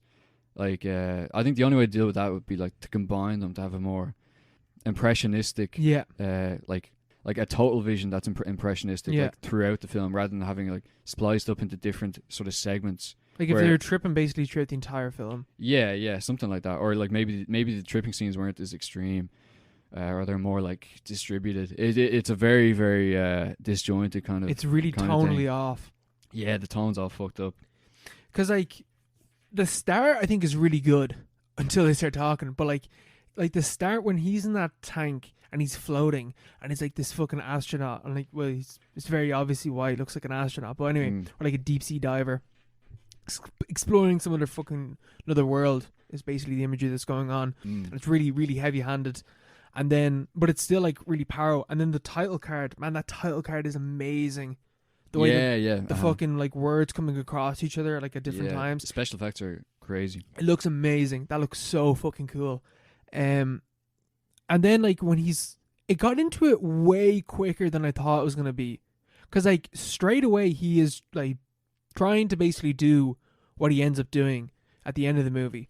But like at the start, he's just like, man, we need to run more tanks. We need to do more shit in this tanks. I was in there for 6 hours. I felt like I was in there for 2. And he's like saying how he started crying and shit in it. And like, it's like straight away into this, and like it never lets up. Yeah, yeah. Like they talk like that. In that kind of tone. They talk like fucking college students learning about acid for the first time throughout the entire fucking film. Yeah. And it sounds like a fucking Joe Rogan podcast in bits, where like it's literally just like, man, you take this fucking plan and like you can see the future, or like you discover this primal self and it's like God. And it's so fucking pretentious. And it takes itself so seriously. Yeah. Yeah, like I don't even think that's like that isn't necessarily a bad thing to take yourself seriously, but it does it in such a in a way that's off though. Yeah, in like a hammy way, because I read one review where it's like the New York Times or something, and she says that it works great as like sort of like an adventure kind of sci-fi horror kind of thing. Like it has a lot going on, but like it fails immediately in like any scene where it expects you to like really to really think that what they're saying is like anything like there's anything deep to it, there's anything to it at all, because it's all pseudo philosophy. And like they're just basically telling you, you know, there's a scene where they're in a bar and he's getting tipsy and he walks around to everyone at the table talking about how he's going to discover the true self and how genetic memory as you know, and the stoned ape theory and all this stuff. He literally says we are made of stars. Yeah, we are made of stars, and everyone's like, "Fuck off," you know. Like everyone's you know been in that situation. And we've like, but like the problem is like the character that we relate to most in that scene is the people telling him to fuck off. That is the problem. Yeah, exactly. Yeah, because the guy is like the main character is absolutely insufferable. Yeah, he's painful to be with. He's a terrible person, and he's not really likable at all, and he's not a good actor either in this, at least. No. Like, he's such a bad character. Like, one of the fucking big problems as well that I have with this film is the relationship between him and his, like, wife/ex-wife. Like, during the scene that you're talking about there, where he's going on this whole rant and everyone's telling him to fuck off, she's properly listening to him, and, like, she's in awe of him. And, like, the whole shit is like the main character is such this like blatant case of toxic masculinity, but the critique isn't there. No, that's just how he is. That's just how he is. He's like the tortured kind of man of science. He's the tortured artist. Yeah, he was like driven to this perfection. Yeah, driven to this like pursuit of knowledge, and she's like the emotional woman who's like trying to hold him back all the time, and she's right in the end. But he's also right in a different way. But he saves her. And he saves her at the end. He saves her by punching walls, punching the drywall in their apartment. We should probably talk about, like, for people that actually don't know what this movie is about, it's basically about a dude that takes, like, it's called the first flower. It's this shroom. He takes it. He has this massive trip, but then he takes it again in a fucking isolation tank and ends up reverting his genes and becoming, like, a fucking, like... He becomes a monkey.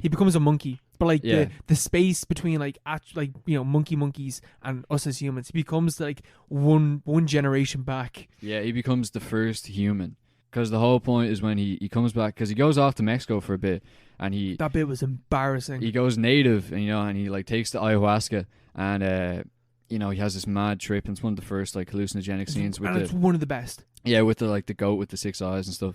And like all the different. Does that happen in that one, or is that the one beforehand that has that imagery? I don't know. Anyway, it's still they're both amazing. They're both great. And he wakes up after the trip, and he's like, "Man, what happened?"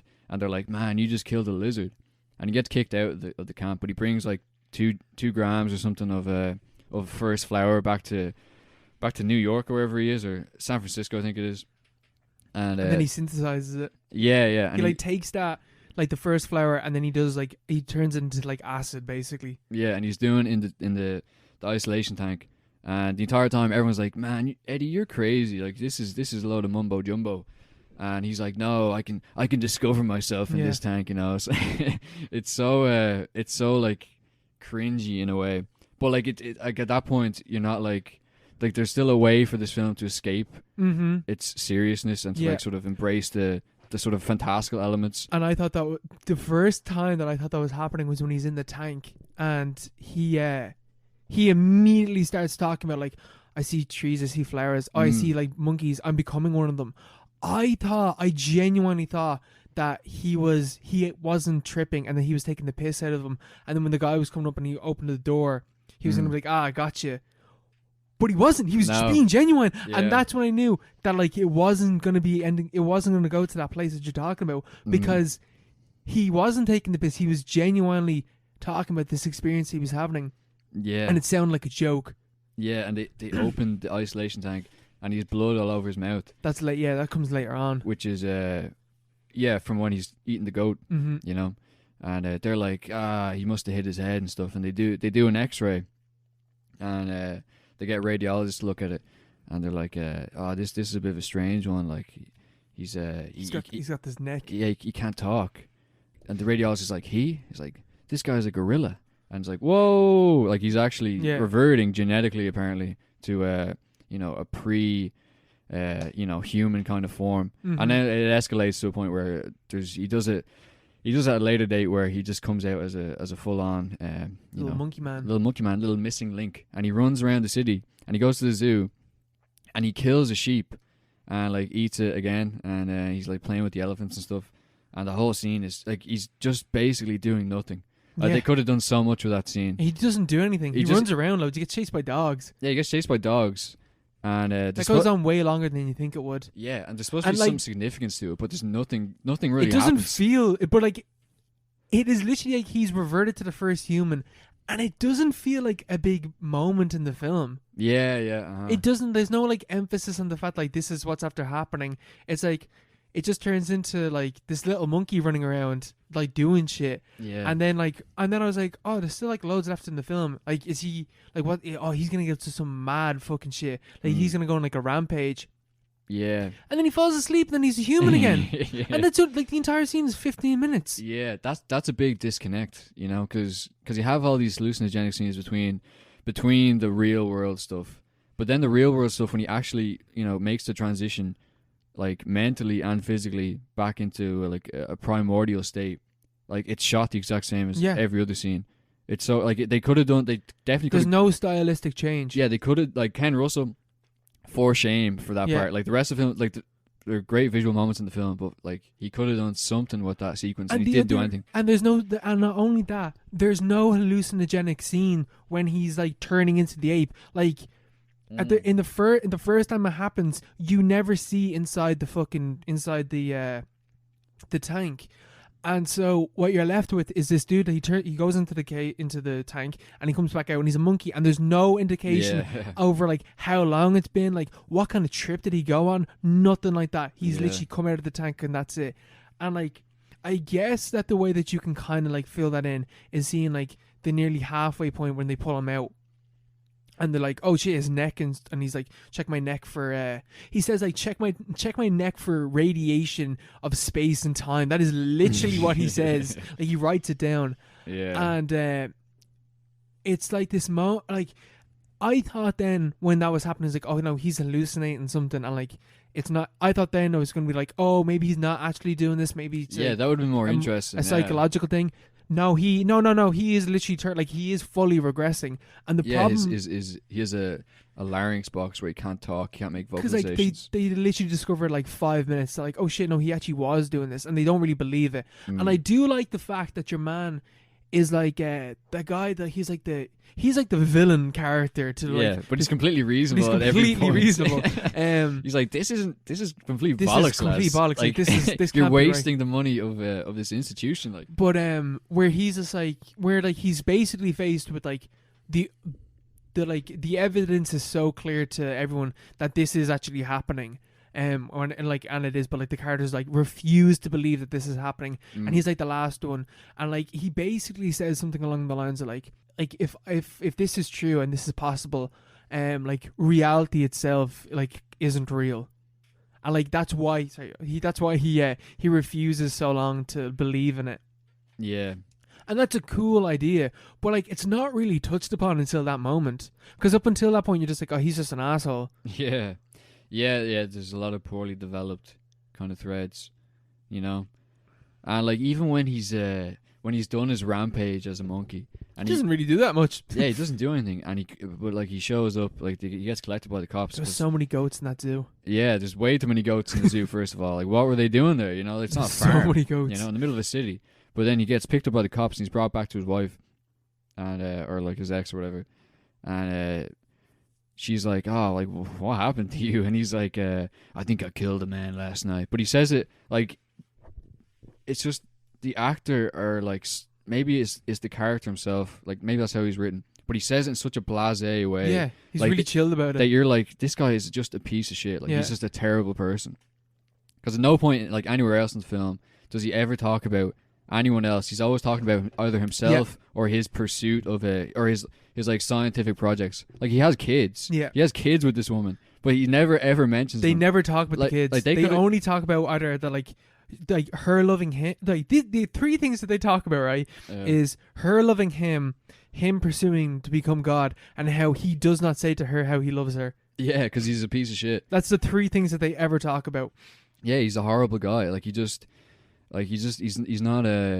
not he's not really fully there, you know. Like he has kids, but they're never mentioned. Like that Mhm. could have been a major plot point in the film, because Russell, like Ken Russell was saying that like one of his problems with the script was how like technical it was. There's like so fucking there was a lot of dialogue, and there's apparently a lot more of like a cosmic element in the Yeah. original script. Like there's like, you know, like establishing shots of fucking gas in the Milky Way and stuff, and you want to get rid of all that to make way for like a more common experience, like Mm. something that the cinema goer could relate to.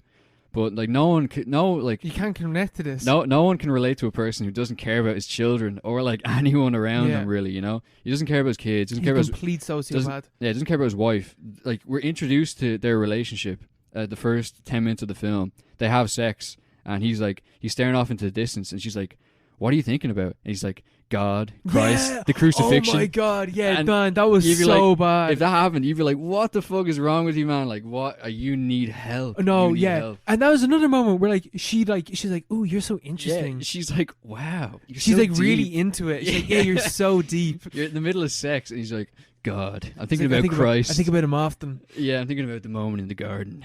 It's like, it's just, this guy is just completely irredeemable Yeah. as a human being. Like he's not human, you know. Like that was what I was thinking halfway through. I was thinking this is like an allegorical tale of someone who's gone mad with like science or knowledge or something like that, and he's trying to return to his primordial self, but he's completely lost himself in doing so, Mhm. because he's way too out there. He can't even relate to the people around him.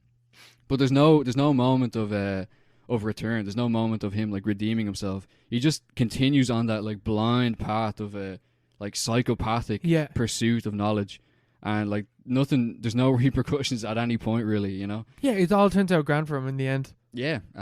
Like even because at the start, like when they're establishing who the character is, and they're talking about like how he studies schizophrenia, and there's a line in it from, I think he says it to her or she says it to him, but there's a line in it where one of them says, some say madness is just a different state of consciousness or an altered state of consciousness, and I was like, oh. Right, so we're going down this route, but good. that's immediately dropped. Like that Yeah. idea is never really brought up again. So like it gives you like these hints of subtext, but never ever commits to it. Like it's so straight to the point, and there's no any form of like divergent or like little twist or like a turn that you expect from the film. From what you've heard about it, a psychedelic film where a dude turns into a fucking primordial human, that sounds mad. It But does. it's It's an amazing premise. It's an amazing and like premise.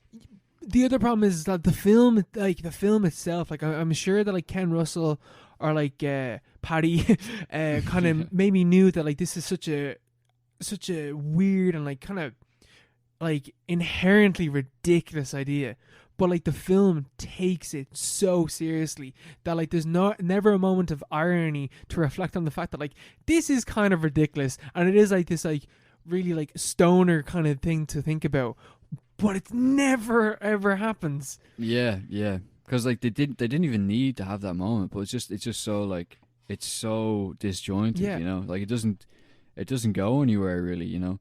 There's just so many lost threads. It's just things that aren't picked up on, like the thing with like madness or whatever. Like they could have had that could have been a whole theme, you know. Then I thought like, oh, he's gonna like turn out to be like schizophrenic or something, because yeah. but like or something like that. But like no, he's like and like in this film's mind, he's the most logical character basically. yeah. Yeah, he's like, it's like this is actually everyone else is insane. Yeah. This guy who has no friends, no family, and like wants to become a monkey is actually the really he's really the most sane logical one, because like, but like it's almost but like the film like never reflects on it at all. Yeah, like even like nothing really lands. Like everything, like there's so many directions. Like just now, like we're coming. There's different directions this film could have gone in, and it would have been way better. But they just never run with any of them, and nothing ever lands because of that. Like even when it's like after they got married and stuff, it's like a time skip about 20 minutes in, where it starts in their college days, and then it's like forward in time during their marriage when they have kids and stuff, and he meets up with one of his old friends in the apartment, and his friend is like, I hear you're getting divorced. And he just sits down and he's like, yep, I am. I'm getting divorced. And he literally tells him exactly why. Yeah. And he's like, oh, is that too much information? And he's like, yeah, kind of. Yeah, but like the reason why he did that was to tell you, the audience, why. Yeah. It's like, yeah, there is a bit too much information. That's like way too on the nose. Yeah. Like, he could have revealed that in like any other way, you know. Like he's not Rain Man because he's supposed to be like completely like chill, kind of cool character. But at because he's really well liked at the start of the film as well. Everyone loves him and stuff. But he's so unlikable. He's such a horrible person. Yeah, you know. But yeah, it's very flawed, and the ending is just it ends with him. The ending is so bad. It's like he sort of brought everyone around to the idea that maybe this is all true, and so he takes another dive back into the isolation tank. But this time, it's his wife and his two like colleagues sort of sitting in the booth watching him. And suddenly, out of nowhere, there's like a blinding light, and things get out of control. And he's screaming, and like everyone's. I thought they were dead for a second. They were just passed out. Yeah, I thought they were dead. Yeah. Yeah, but he's turned into the first cell. Like he's returned to light, the origin of life, like the first point of life in the universe. But like it's so like it's not really clear what's actually happening. Is that what was happening? That's what was happening. Okay, what I thought was happening was like that was the in between phase, and they just interrupted it, and that's why it went bad. No, I think it was because remember later on, he's explaining to his wife. He's like, I've seen the origin of life. It's nothing. It's hideous nothingness. Remember that? I just assumed that it was just about like regressing shit. I thought that was just not clear. I just thought that was part of the, like just like when you're tripping out that bad, like I've seen shit, you know, like he's definitely seen some shit. He literally regressed into a primordial human. Like, you know, he's seen something. That's what I was thinking. I was thinking like maybe this is part of like the transition into the monkey phase or whatever. Yeah. Like obviously you have to have some sort of like dramatic transition from being a human to being like a pre-hominid or whatever. But no, it's like he's just shot even further back. He's just straight transported himself to the origin of life itself in the universe. See, the problem with that is that possibility was never explained in the script beforehand. Like I did not know that. Because like up until that point, you're thinking like, oh, it's gone pretty far. Like he's literally regressed back to a fucking monkey. Yeah. And you're like, that's pretty far. And like before that, it's like hinting at the fact that like that's what he's gonna become.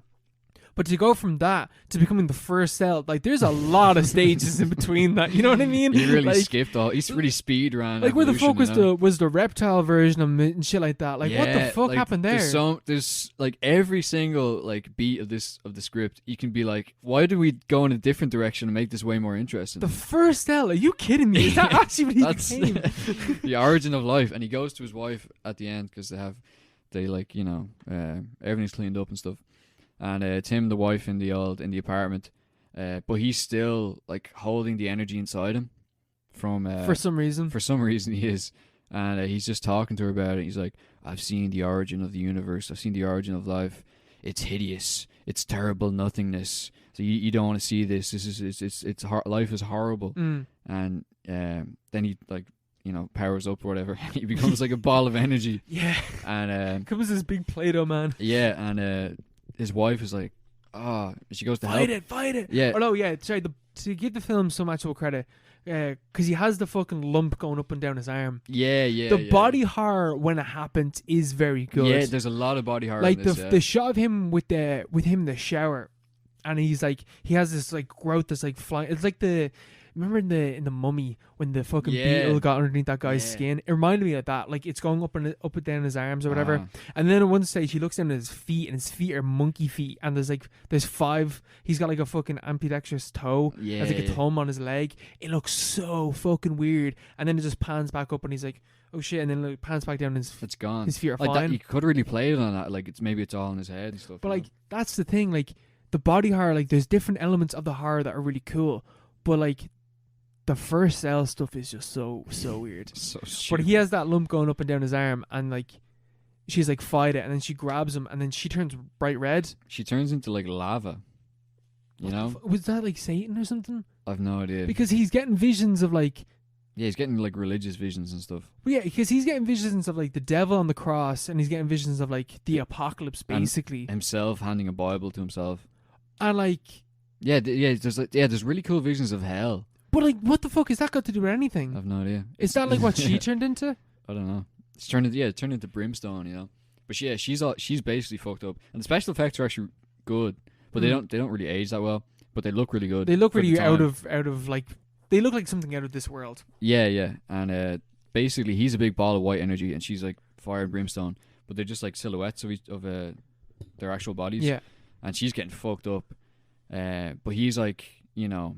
He's the original Cell. He's like he's trying to fight it, and he hears her like howls of pain, and so he fucking spazzes out. He starts punching the walls. He literally starts punching the walls in his apartment, and by punching the walls, he slowly reaches back into human form, and then he goes over and he hugs her, and then she apparently the hug saves her, and she turns back into human. Man, like. The shot afterwards was like it's just her ass. It's just her ass. Yeah, right. She's naked now. She's naked now, and it's like this Jesus, like Christ-like imagery. Just loads of that throughout the film. There's there's a shot when they're having sex for the first time, or maybe it might be a different. No, actually, sorry. It's when he's after tripping out like balls and turned back into the first self for the first time, and. From what I thought was going on in that scene was that like the 2 dudes were staying over in the house to like keep an eye on him and make sure he's okay, right? But like I'm assuming that that's not what happened, because he then comes into her and she's sleeping on the couch and he's naked for some reason, and she's clearly naked as well, and like for some reason she's sleeping on the couch naked and he slept in the spare room naked. But their kids are like nowhere to be seen. But anyway, and he comes into her and he like covers her up and like crouches down beside her in this really like Greek-like way, and it's like Christ-like imagery. It's like some form of like mythic imagery. It's like a Greek painting or some fucking bullshit or whatever. Yeah. But like I was confused as to like why the fuck is she sleeping on the couch naked and why the fuck is he walking around the gaff naked? Yeah. Are the 2 fellas not meant to be here?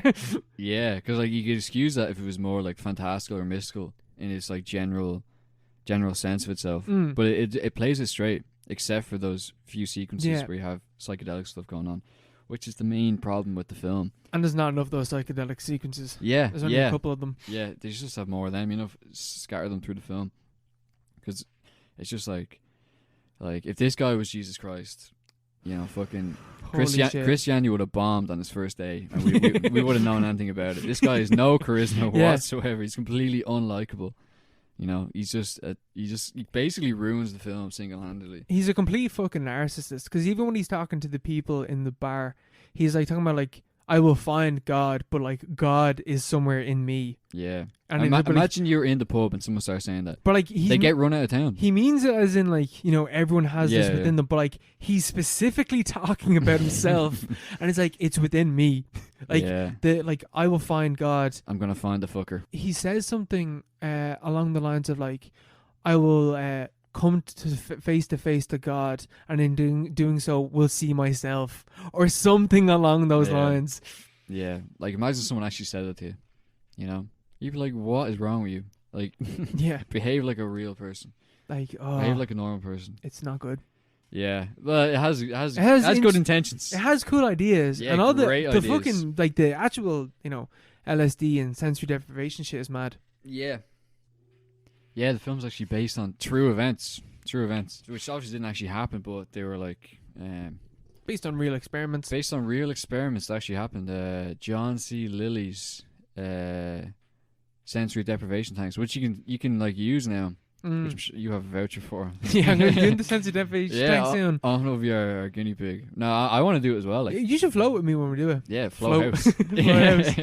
Yeah, no, we definitely. should do that soon because like I'm pretty sure those things are open. Are they? I'm pretty sure they are. Man, we should definitely do it. Yeah. It'd be We can pour class. it back on the pod after being in Yeah. the pods. We can bring little like recorders and stuff. But yeah, it's like it was a real thing. It still is. It was developed in the 50s, in 1950s, by the CIA mainly, because the CIA are very interested in The mind. the mind, all that stuff, mind control, brainwashing and stuff.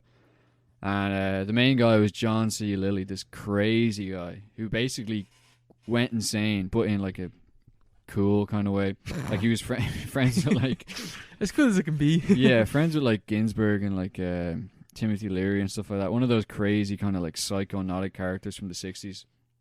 And he was experimenting in the isolation tanks. And at the same time, LSD had just been invented. And he was big into ket as well. He loved ket.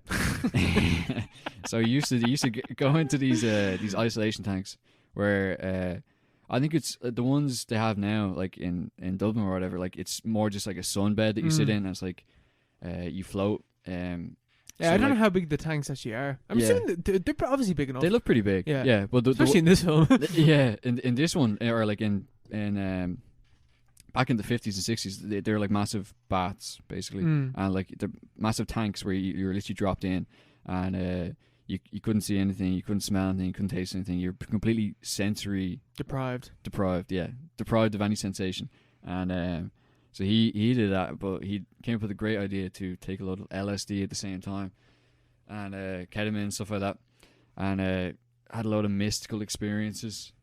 It was like the basis of a lot of CIA work back in the day, you know. Like they love that stuff. Man, I am just thinking about that. Like, actually considering doing that is fucking wild. Insane. Like you probably would go insane. Yeah, you would. You know, that's pretty what happened to him. But then he got mad into like he had all these crazy ideas. Like this was only the 50s. Started the 60s. He started getting into. He wanted to talk with dolphins. He wanted to. Ties us back into our ocean theme. Yeah, which goes back to the start of this episode. Basically, he wanted to communicate with dolphins because dolphins have like a complex language of their own, and they have like vocalizations, and they have like vocal cords and stuff, so they can talk. Yeah. To the extent that a non-human being can talk. So John C. Lilly wanted to research to what extent humans and dolphins could communicate with each other, because obviously they're very intelligent. So were we. So he built a dolphinarium on St. Thomas Island in the U.S. Virgin Islands, which was later bought by Jeffrey Epstein, of course. Yeah. A lot of CIA operations going on down there. But he built this dolphinarium where it was basically like a gaff, like a normal gaff, but the lower level was Underwater. covered in water, yeah. So the dolphin could swim it like out into his fucking aquarium or whatever and like play with his mates and come back inside, and then they teach him different stuff. They teach him like tricks and talk to him, and they gave him LSD and stuff. They gave a dolphin LSD, and there's this specific woman from the U.S. Virgin Islands who was like her his like his carer. The dolphin's I don't know what stage caretaker or whatever. Because she wasn't. Because I don't think she was the. Or maybe she was the caretaker, and then they're like, we want to see what happens when we stick when a human lives with the fucking dolphin now. Because like that became because they shifted the idea. Then I'm pretty sure we should have a human being staying with them all the time, and like have the dolphin only interact with the human being as well.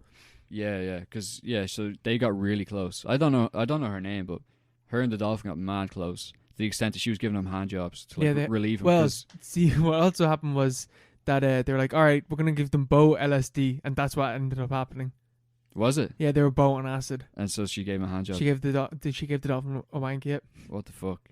And the dolphin was into it, and the dolphin got really into her. And Fell in love. It became really like like a proper relationship between this woman and the dolphin in this dolphinarium in the U.S. Virgin Islands, sponsored by the CIA. Later bought by Epstein. Yeah, later bought by Jeffrey Epstein. Which is origins in the isolation tanks, and like why they were doing this, I'm not. It's still not really. Is it the men who stare at goats shit? I think Yeah. I'm fairly certain we've talked about that before, but like the CIA were just doing fucking Doing anything back then. Insane shit, Just like shit that like you think would be a fucking joke, and then it's just like no, they actually 100% did this. Stuff that like literal like crimes against humanity and dolphins, dolphin kind as well. Yep. Because the dolphin got mad in love with the woman. After a few years, the CIA were like, "Here, this is ridiculous. What like This is not even working." even the lads who were doing MK Ultra were like, "This is a fucking joke. What are you doing?" And they're like, they pulled the funding, and so the dolphin had to be like, Because they're doing MK Ultra. Yeah. Like, this is fucking ridiculous. Let me go back to fucking staring at goats and trying to explode them. yeah, do something more, yeah, Do something more productive, hippies. yeah, you dirty hippie, have a shower, hippie. But so the dolphin got, I think, sent off to like some dolphin farm or whatever. But like he was separated from his human wife, and he got seriously depressed, and the dolphin killed himself. Yeah. The dolphin committed suicide. Because dolphins have to choose their each breath, I'm pretty sure. So Yeah, he just stopped breathing. Yeah, it's like a conscious muscle in their body. So he went down to the bottom of the pool and stopped breathing, killed himself. Like that is why. That is so bleak. Like what the fuck? Man, the LSD fucked that dolphin up. But that sort of goes to show like maybe there was something to it, like because apparently the dolphin could make vocalizations and stuff and could communicate with humans to a certain extent. But like to what extent that was like Pavlovian kind of thing, Yeah. where he's just associating LSD with human contact. Yeah. I don't know, but basically the dolphin killed himself, and then they had Who knows what that woman is now? Yeah, that woman had to live the rest of her life. But she's forever known. Whoever she is, we know who you are. Yeah, imagine being like related to her, Just knowing that. Yeah, like Grandma gave a dolphin a wank. like what the fuck. But yeah, that's basically the basis of Altered States. Yeah, the basics that it's from is like way cooler than the movie. Yeah, stuff like that, And it's so ridiculous. and John C. Lilly, like all those boys, they're just doing crazy shit. The guy actually, the two main characters in this film, in Altered States, or the two main actors, William Hurt and Blair Brown, both from Washington D.C., both the children of CIA agents. What? Yeah, look that up. Both their parents were involved in the CIA. Checking out the film, obviously. And yeah, it all comes together. And William Hurt was like the heir, or his father was the heir to Time Inc., like the right-wing media conglomerate, big in the American empire or whatever. And that was like headed by, so his great-grandfather, I think, was a guy, or no, his grandfather is a guy called Henry Luce, who was like he was like the Rupert Murdoch of America back in like the 30s and 40s and 50s and 60s, and he was big into that scene as well. Is that what Citizen Kane's based on? No, that's Hearst. Oh, that was actually that was one of the things that Luce did. He threatened. He said if Kennedy didn't invade Cuba, that he'd do what Hearst did to Roosevelt or something during the Spanish-American War. But so like a whole line of very, very bad, disreputed people. But like, yeah, basically this guy Henry Luce was also mad into LSD, and he claimed that God spoke to him and said that the 20th century would be an American century while he was on LSD when he was like fucking 80 years old. But it's all stuff like that. Sorry, and this is this is the grandfather of the main character in Altered States. Cool. So just had to double check there. Yeah. It's a big web of lies. Yeah, Altered States could have been something cool, but it wasn't. It's just kind of lame. It wasn't. I watched the precursor to Altered States, as one review calls it, The Mind Benders, which is a British film from 1963, directed by Basil Dearden. And he was apparently he was like a really famous director.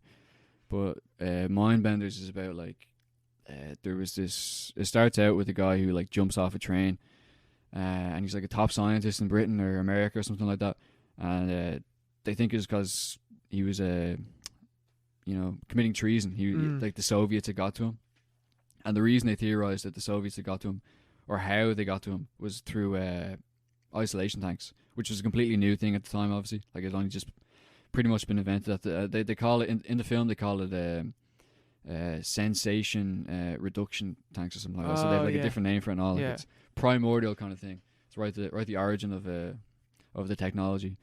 And one of the guy, the scientist who killed himself, one of his friends is like, nah, like he couldn't have been turned to the Reds so easily, you know. Like sensory deprivation tank, like it's like a beautiful experience, or it's like a scientific thing. It's not something that you can like or brainwash. They call it mind washing in the film.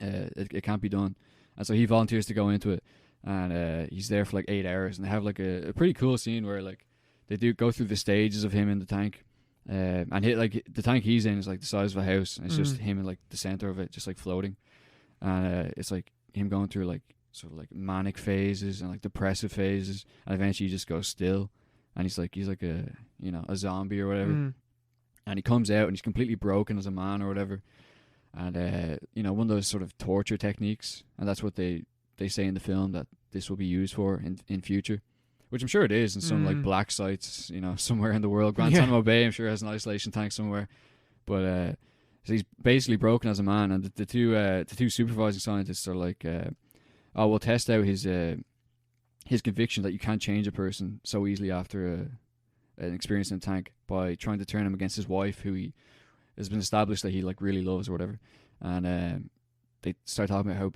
how his wife is a bitch and shit, and like, oh, she's fucking useless, she doesn't look after the kids, and he's just like, yes, yes, yes, and he goes around like getting with other women and stuff.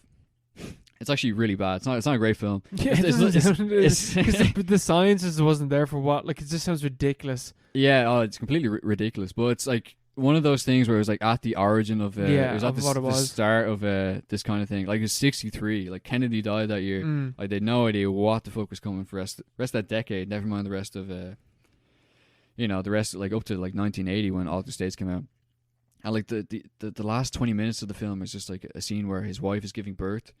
It's like very bizarre, but apparently that was it's sort of like Altered States in that way, in that there's no like set tone or anything. It's just all over the shop. But the central idea is clearly something that can be revisited. It's like very, very interesting. Yeah, I get you.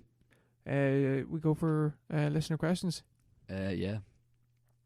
If you want to ask us a question, or give some feedback on the podcast, whatever, you can ask us or contact us on Instagram or Twitter at @paro_pod, or you can be like YouTube and give us a copyright claim at theparopod@gmail.com.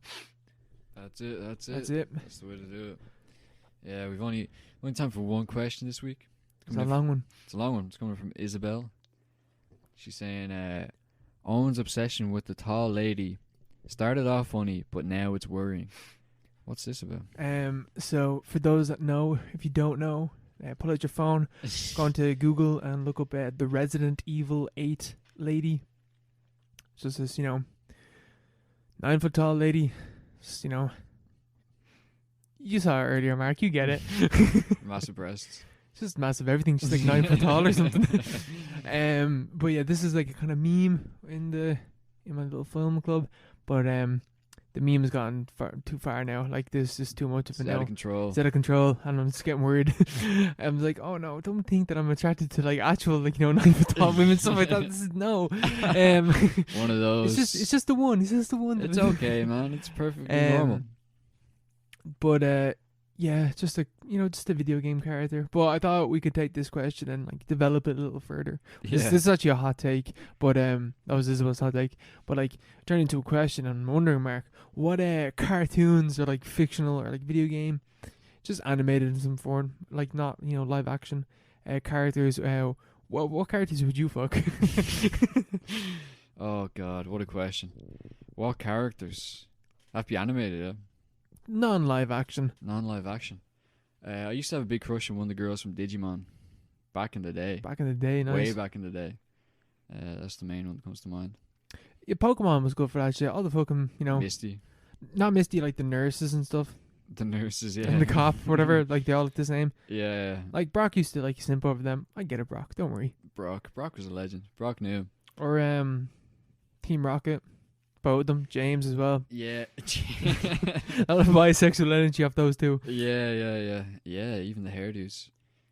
But yeah, it is. It's a weird one out there. You know, it's like people are changing. Man, animation and stuff like that is just so weird. Like, it's just Hentai. like, why don't we just draw something that we find sexually attractive as humans, but like it's a fucking 2D or like 3D like rendered thing or whatever. Did you think they had that back in caveman days? 100%. Like they had hentai. Not Like, a hint, yeah, well, but like drawings. Well, they won't have any. We fuck off from back then. They probably made pottery of it or some shit. Yeah, they have loads of stuff. And they say they're like icons or like, like It's this is just porn. this was a venerated symbol in this society. It's just a woman with massive breasts. It's like, yeah, all right. Whatever you say. All the cavemen just got around. We're like, whoa. Well, I've heard before that like in like there's tribes and shit, and like or like even in the east, like in the east and like eastern countries, In the east. the like some of them find like breasts aren't like or boobs whatever aren't like an attractive thing. Like they're not something that's like sexually attractive, and they look at like Western society. It's like that's fucking disgusting. That like you find the thing that feeds your children like sexually attractive. Yeah. Like sexual like arousal and stuff like that is cultural. Yeah, I suppose, like those African tribes that those women with the massive necks. Apparently that's like a mad turn off for them. Yeah. Like the ones with the lip discs. Yeah, and stuff like that. Apparently that's like a sexual thing. I don't know. I mean, it makes sense. It does make sense, yeah, things just change, Yeah, some people have different opinions about it. Yeah, there's something about the Resident Evil lady. I think it also helps that she's also kind of goth. She's definitely got. Yeah, she's Black like lipstick. vampire. Yeah. I actually think she is a vampire. I think she's a 9-foot vampire. So Yeah, that's always a turn on. it's Twilight. That's a universal thing. It's just Twilight. Yeah. There's a lot of hot goths in that. In Twilight, it's not anime. Whole though. family of it. Yeah. Yeah. What other fucking... I don't know. I can't really... I just can't. I hate this fucking question so much. Yeah, we called out the bids. I was called out the bits by my girlfriend. Can't believe this. Yeah, do you want to leave it at that? Yeah, we'll leave it there. Yeah. My recommended film for episode 39 Oh yeah. is gonna be a film called Nowhere, by Greg Iraqi. Araki. I've no idea where you can find this. Just you can find it somewhere. It's from 1997. It's only 80 minutes long. Not bad. That's a perfect. I've heard it's kind of like Gummo, so Oh, could be interesting. Greg Araki. 90210 on acid. Sounds good. Sign me up. Yeah. I've never seen that series, but Another sign me up. another acid film. It was a trippy film. But yeah, find Yeah. that somewhere. Watch it, and we'll be back in the next 2 weeks to talk about it. Grand. Next week, just talking bollocks. As usual, as per. All right. Right. Sayonara. Bye bye. See you.